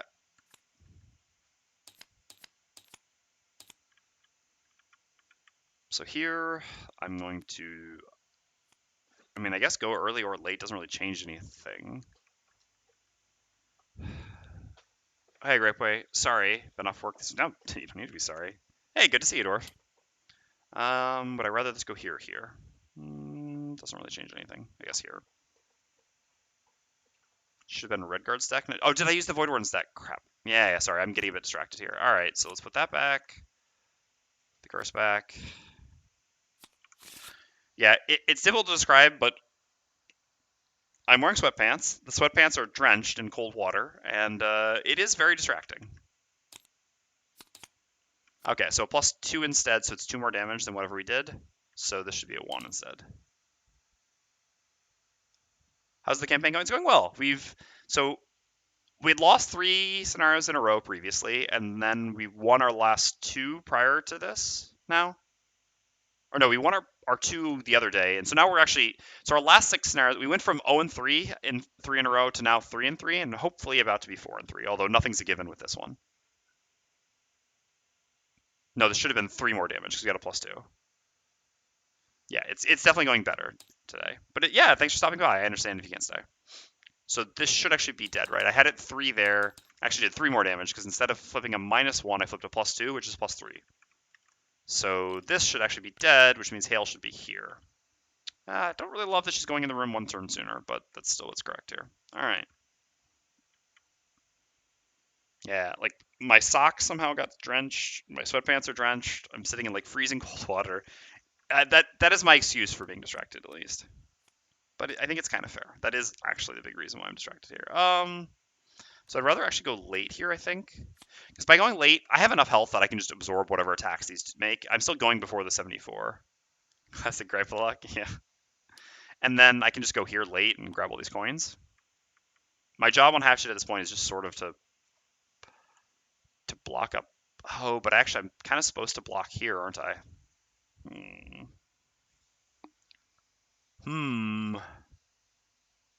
That's tough. To hold the door. Yeah. So like I can hold the door by going late-ish here, but then I need to go here because otherwise the stuff that's going to spawn in this round is actually going to move at 99. Damn it! All the coins. Or you can take a 1-minute break to change pants and socks. Theoretically, I could. I probably should have, but I've just tried to power through. I mean, I kind of just assumed they would dry a little bit faster, but it's actually pretty cold in here, so not really drying. I'll just deal with it. It's fine. I'll do my best. I probably should have done that initially, but at this point I'm pot committed. Is there new picture-in-picture? No, it's always existed apparently, but we just found out about it yesterday thanks to a kind Reddit post. You're going to have to rename the Hatchet Hodor after this. Yeah. All right. All right.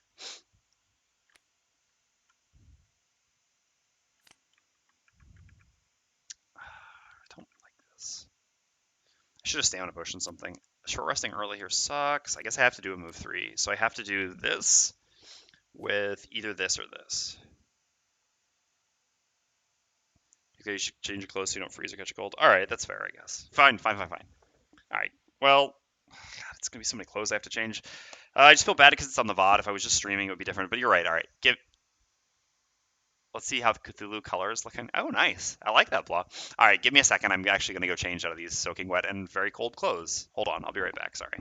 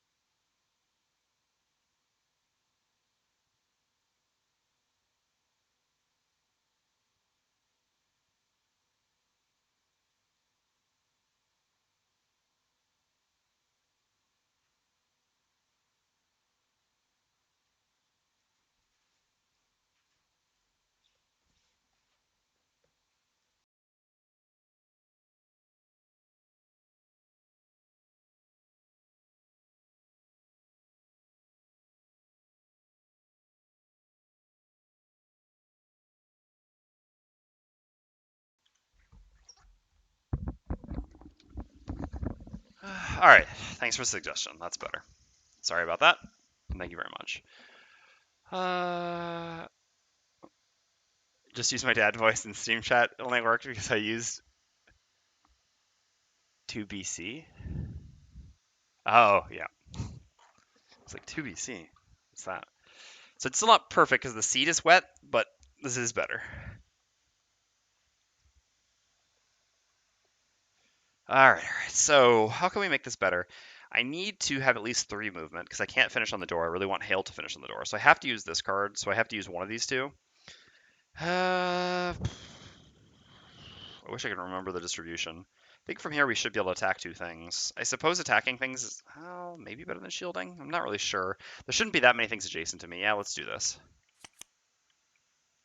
All right. So what can we do then? Don't have ice. We have fire and dark. It's too bad they don't have towels in France. I did towel off the chair, but it's not. It's a like a crappy desk, like office chair, like one of the office chairs that looks nice. There's like fake leather type thing, you know. It's not the best, but I mean, given the budget and etc. Anyway, so it's sort of like soaked into the chair. I did towel it off, but it's not so easy. The only way it's going to completely dry is by sitting for a while. Okay, so I don't get to pick up all the money. I mean, I guess I can pick up some. No, I can't actually pick up some of the money. I need to hold the door. I need to Hodor. So let's just play these 2 cards then. Sit on a towel. I don't know. We don't have so many towels. This is just getting more complicated. I'll be fine. At this point, it's okay. It's only a very, very minor distraction compared to previously. I guess I could actually use this on the red guard. Then the red guard could go in with whatever he wants. Then we could do all the things. Yeah, that's actually better. Like this. Yeah. Because we don't really have anything else we have to do here anyway. I can also move and give a curse to nothing, but a move 3 is also good because it just gets me closer to the next room. Does that leave me with reasonable cards for next turn? Sort of. We'll see.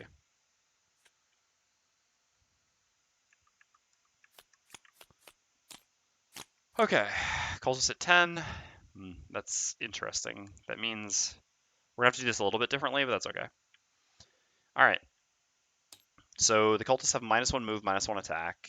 For now, nothing back here moves. This one attacks there. -1 ifs anyway. All right. Voidwarden's up. So the thing is, there's going to be cultists in this next room. So I can't really have the red guard go into the room now because the cultists might make it to the red guard. How much movement do they have? 2 movement? No, they shouldn't make it to the red guard, so it's fine. Yeah. Okay. So I'm going to begin by using the top of Lure or Signs of the Void. One ally within range 3 may perform Shield 2. The same ally may perform Move 2. So we're going to have red guard gain a bunch of. Oh, bones are at 25. Oh. I needed to go earlier. I couldn't go earlier. Uh-oh. Uh-oh. Yeah, I mean, we've got to go in this turn. It doesn't change anything. All right. In we go.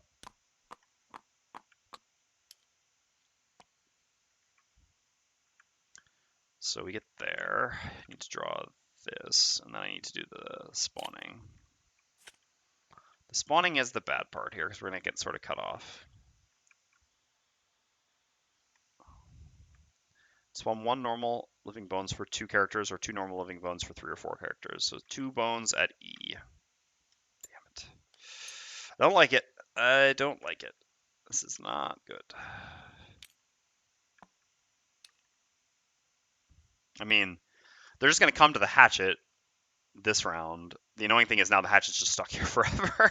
And we didn't even play a move. Or I guess I have a push, so I don't know. There's theoretically some lines we have here. We'll see. Sorry, my cat is really up to shenanigans. I guess. Hold on one second.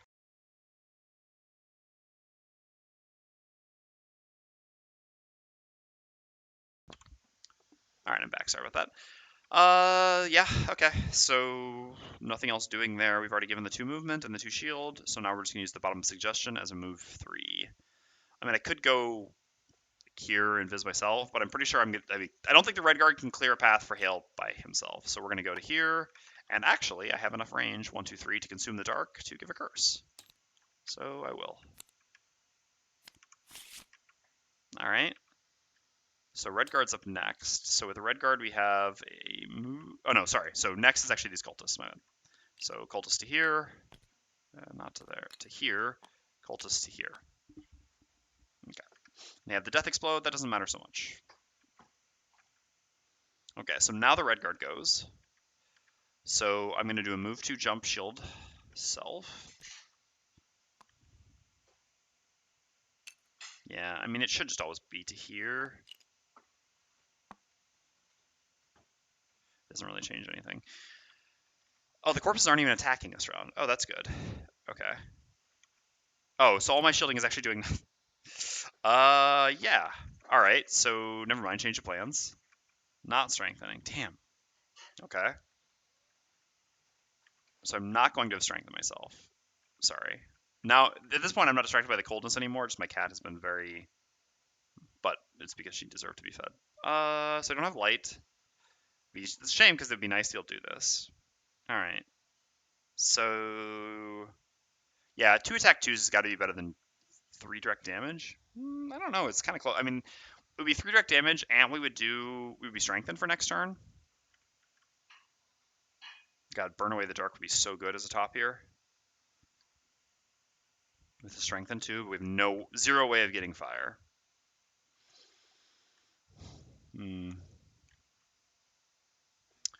Just going sideways clear a path for Hail, or are you trying to stop her? I mean, I'm definitely moving off of here for sure. If I go here, you mean? Does it clear a path for her? I can't pull this one. I guess it kind of does.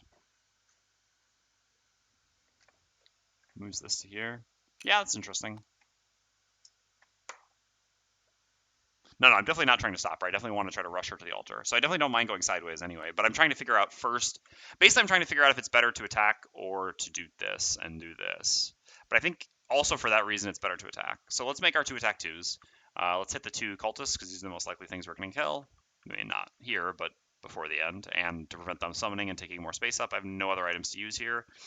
I should actually probably use this now to heal myself because these are going to poison.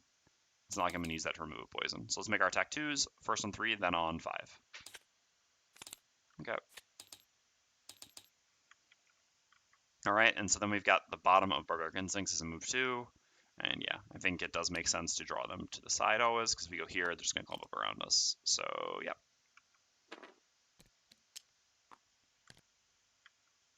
Okay.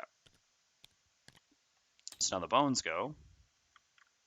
So, 1, 2, I'm pretty sure they have, yeah, they have +1 movement, -1 attack, 1, 2. So 3 attack 2s on Hatchet. Is the case right? Yep. Okay, 3 damage, take it. 2 damage, take it. 1 damage, take it. So we take 6 total. All right. So Hatchet's up.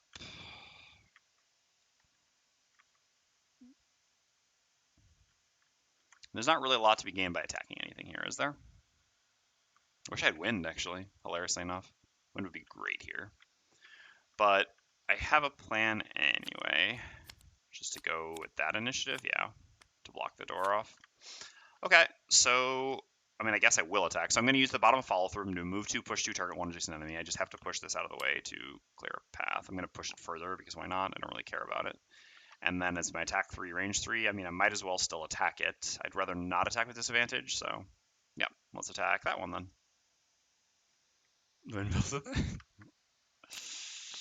Okay, all of 1 damage. All right, then the living corpses go to there, to there. Ah, no, this never does the thing we wanted it to do, going like that, does it? This actually is even worse. This gets this here. Could I have gone to the other side? I mean, there's no new information over here. The stuff over there. If I'd gone here, yeah. 1, 2, 3. Yeah, this is better. Yeah, it was the wrong side to go to. Oops. Well, or is it? Yeah, it is. 1, 2, 3. 1, 2, 3. Yep, yeah, I just needed to go to this side. That's fine. It didn't change anything. The things that happened down here didn't in any way impact this. I was just being a little bit careless.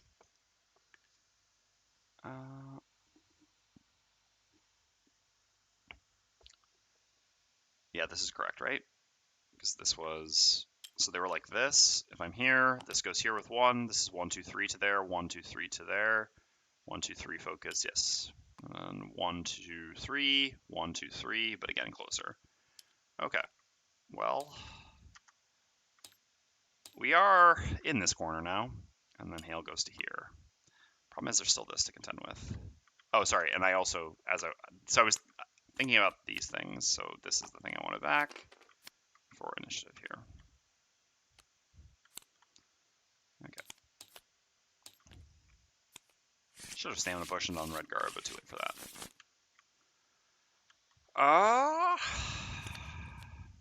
Was that fine? I mean, it's an attack 1 that targets everything, but I guess shield 1s are also kind of the same thing. Oh, these should be discarded. Whoops. So no. Well, whatever. No. There were 2 cards missing. We should need to discard all our cards to everyone. Alright.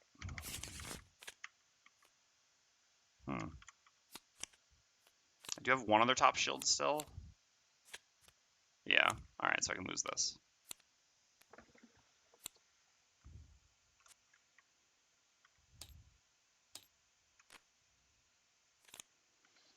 Alright, do these cards work to give us a turn here? Sort of. Putting Blesses in is bad, but stunning this very early is good, so that hopefully, unless it gets a 10, and they just got a 10 last turn, right? Yeah, so they only have 1 out of 7 of getting 10. Stunning this gets hail to here, which gets us a win in 2 turns. And red guard will just keep drawing aggro of everything over here. So yeah, I mean, honestly, this turn is fine. But could I have a better top? Not really with good in it. Oh, yes, I could. Yes. Yes, I could. All right. Sorry, Resign Frenzy. 15 initiative and 13 initiative are no way different, and this is so much better. All right, so we really, like, I guess we actually win as long as, I guess there are a couple things that can happen. These can do multi-target attacks. No, even their multi-target isn't multi-target attack, just multi-target poison, I think. They might have a multi-target attack. I think actually, I'm not sure. I don't think they do. You could gift hail movement and end it this turn. Yeah, that's why I got this back, exactly.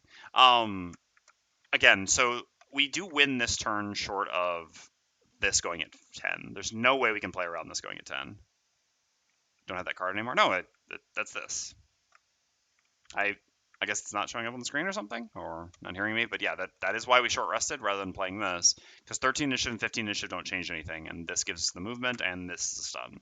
The stun doesn't really matter in the end. I guess it's just going to be this, but there's nothing we can do on bottom.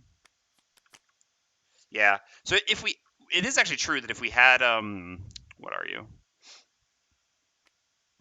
If we had Black Boon here, we would actually be able to win this turn no matter what, because we could use Black Boon bottom plus Lure of the Void top to move the cultist out of the way if it went at 10, and then to give her movement. But sadly, we don't have it. So we have no gifted movement on bottom, so we have to use the top for gifted movement, which means we have no way of moving the enemy.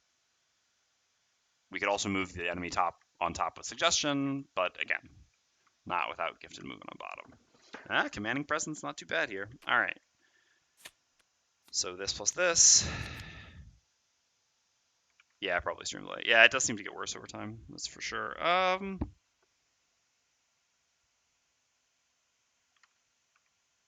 right, so I'm going to do this.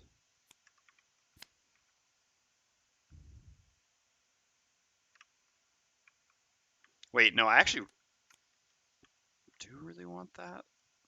Sort of. This is tough. Because I want to get that chest, right? And that's the way to it. But then...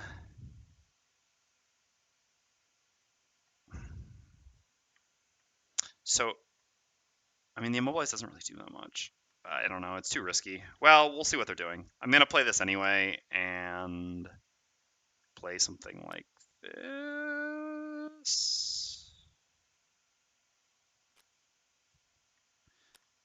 No, I guess I'm going to play this then. Oh, I guess a move 4 actually does it. I don't need the move 6 jump, right? But as far as move 4s go, this is not more helpful. I don't have fire. Alright. If they just don't attack or something? Alright, well, the cultists aren't doing the bad thing. The corpses are attacking, so yeah. Yep, well, we don't get the chest. Damn. Can we? Is there a world in which we could get the chest? No, there's no world in which we could get the chest. Alright, so Voidwarden's up first. So we're going to gift Hail 2 movement and 1 shield to there. And then we're going to do a stun, targeting... Let's take a look at the cultists here. Dex plus 0, yeah. Yeah, I mean, if we go to the chest, every one of these enemies is essentially going to attack Hail. I can stun one of them, but it's still 3 enemies that attack Hail. That's just us losing. Damn! Would have loved that chest. No real way around that. Even if I do a default move instead, doesn't change anything. No, stun that, take your curse. Whatever, can't get all the chests.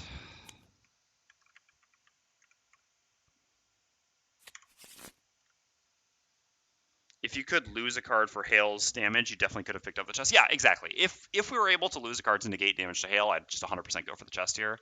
But it's just way too risky to go for it. Especially because there's an additional Bless in their deck. Or if you had the top immobilize, actually. No, so I thought about that, but that still would be risky, right? I could have re-rolled and kept this. That's what I was thinking about there. But it doesn't actually change that much, right? Because there'd still be 2 things attacking Hail. So what would have happened then is that I could stun this corpse, right? So if I have the top immobilize, what I can do is I can use the top immobilize, jump over here. Because I could have just re-rolled at that point. I was thinking about this. But so immobilizing these 2, all 3 of these things still get to hit Hail, right?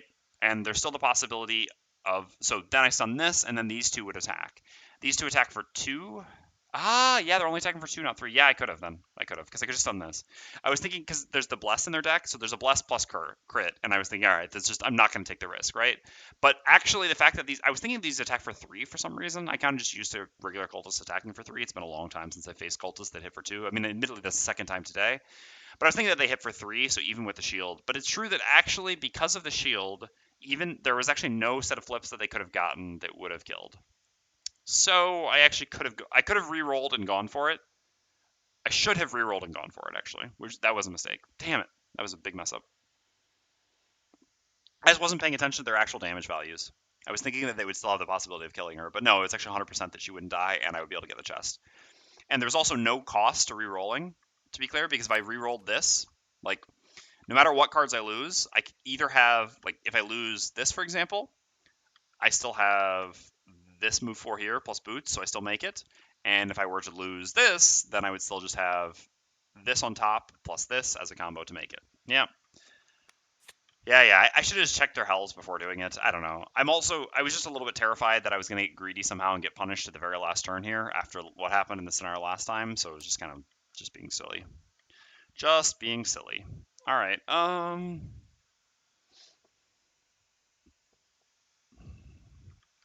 Well, I don't want to name my allies to exhaust because I really like to get the check mark there, so I don't get that check mark, and here we will get this check mark.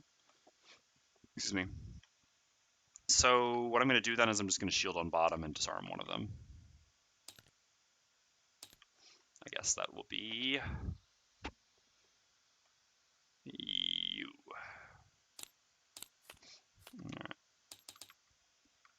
I could get an experience here, but I don't care that much about it. Oops, that's not the thing you get. You wish that was the thing you got. That's the thing we get. Oh, crap. I should also change the picture-in-picture here. I'm sorry. I gotta get better at doing that. All right. So Hatchet's up. Well, now we can actually have it all, right? So I'm going to heal myself. This doesn't really matter. This is just lost. I gain 2 experience. Lost. And then I do a move 1, loot 1. Going to here. Gobbling all this up. And I go invis.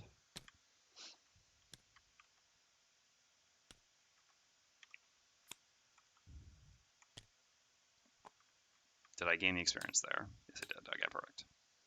All right, so the cultists go. So there's just, I mean, I don't really need to go through all this. This is just 100% win from here. And I have Frosthaven testing in 30 minutes, and I still haven't had dinner yet, so I'm not going to bother with all this. 3 of these things attack the red guard, but even if I needed to pitch a card for each instance of damage, I would still never exhaust here, so I'll still always satisfy the battle goal here by pitching 3 cards each instance of attack, and I really don't need that. I also have 1 shield, and this is just attacking for small amounts. Okay, even with the poison and everything like that. This one is stunned. Living Bones here don't actually even move. Doesn't really matter. We're in Viz. These cultists, what they do also doesn't matter. They're never reaching someone, which has an impact. And then at the end of the round, Hail goes here, and we beat the scenario. Sorry, give me a second. I have to blow it.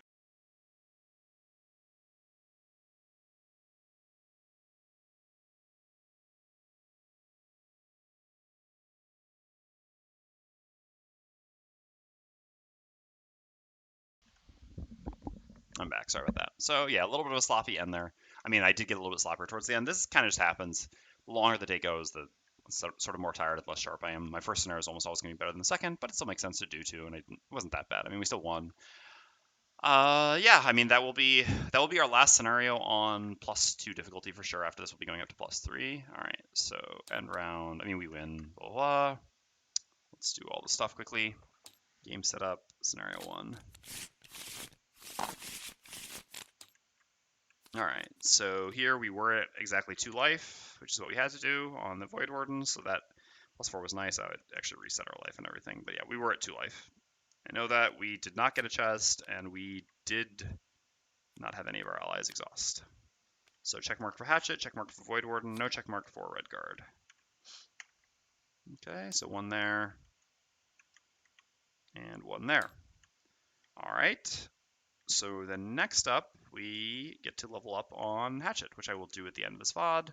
Even though I'm kind of in a hurry to get going, I have time to make this work. It makes sense to do it. All right, so what is our post-scenario rewards? So we gained Party Achievement Stonebreaker Sensor. Sure, I know what this means. I already have it. I don't bother recording these things. I gain +1 Prosperity, and I unlock Scenario 27.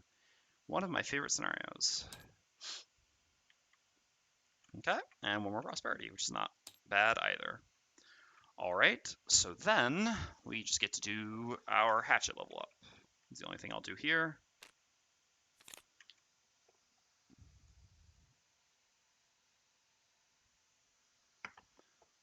All right. Yeah, I don't think there was anything else. No, well, all right, so sorry. First, actually, we get a perk on the Voidwarden. Let's do that before anything else. So what do we want here?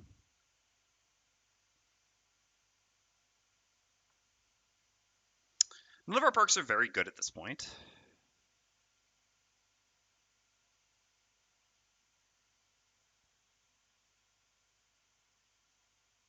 What do I even recommended in the guide? I guess these next? I think it was these probably next, which makes sense, I suppose. There are basically no good perks here. I mean, otherwise these are okay. Definitely all this stuff right here is the worst. And most of our, I mean, like, when we attack, we're always creating dark, so this is definitely worse than this. This can randomly be bad sometimes. It's probably better. I think this is better than this. I think you probably do this and then this. Obviously, getting more curses is not bad, but yeah, I think this is better. All right, so we get to take out a 0 and add in a +1 ice.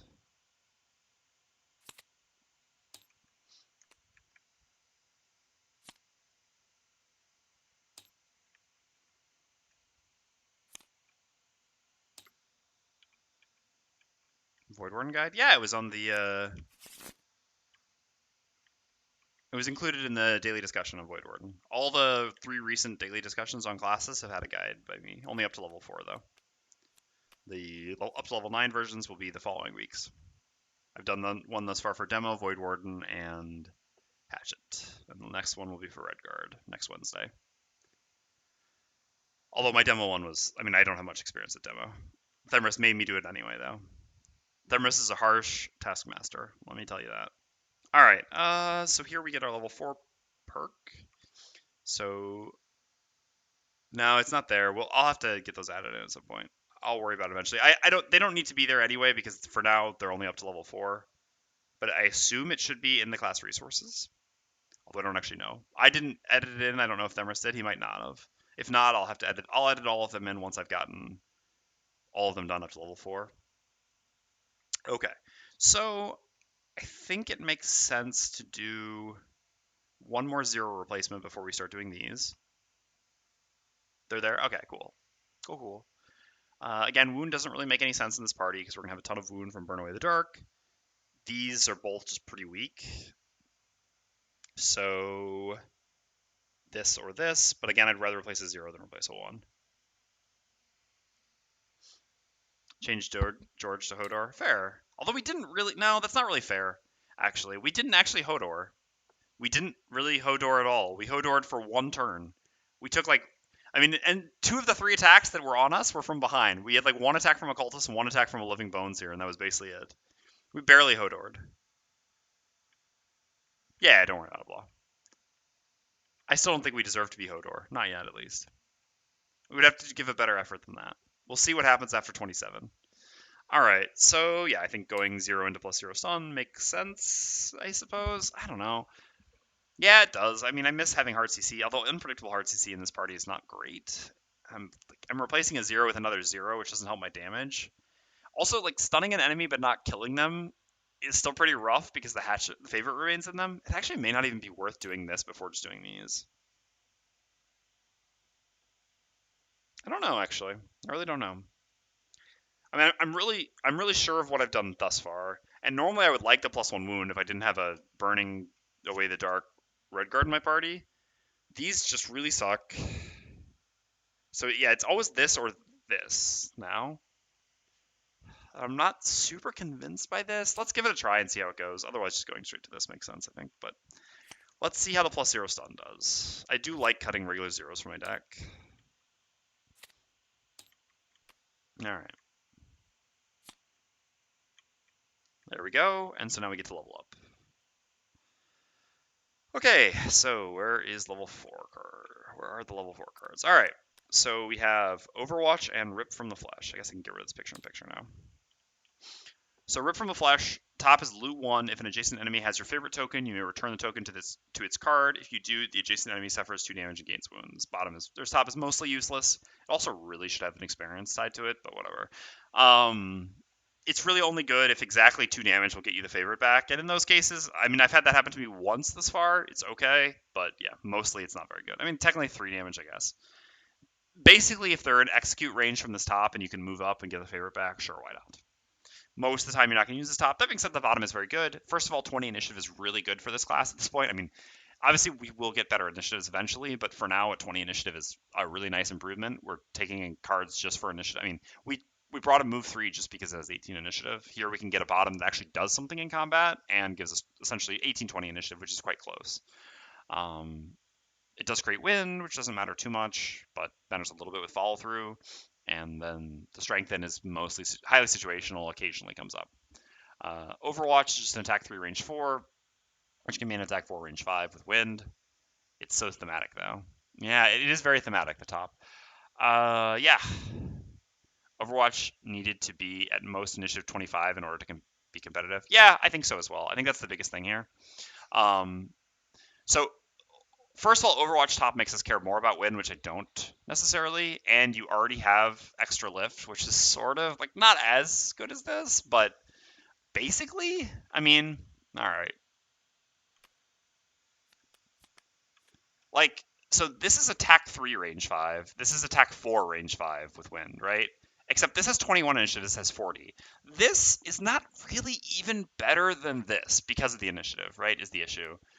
So, yeah, like, at the end of the day, we're going to take Rip from the Flesh here. Also, Overwatch technically has a bottom, and people find this hilarious to use, but you're essentially a 9-card class because you're always playing the favorite. It would be insane not to play the favorite, and sure, in short scenarios, you can consider playing this bottom, but taking a card just for a loss that we're going to play in short scenarios is not really where we want to be at.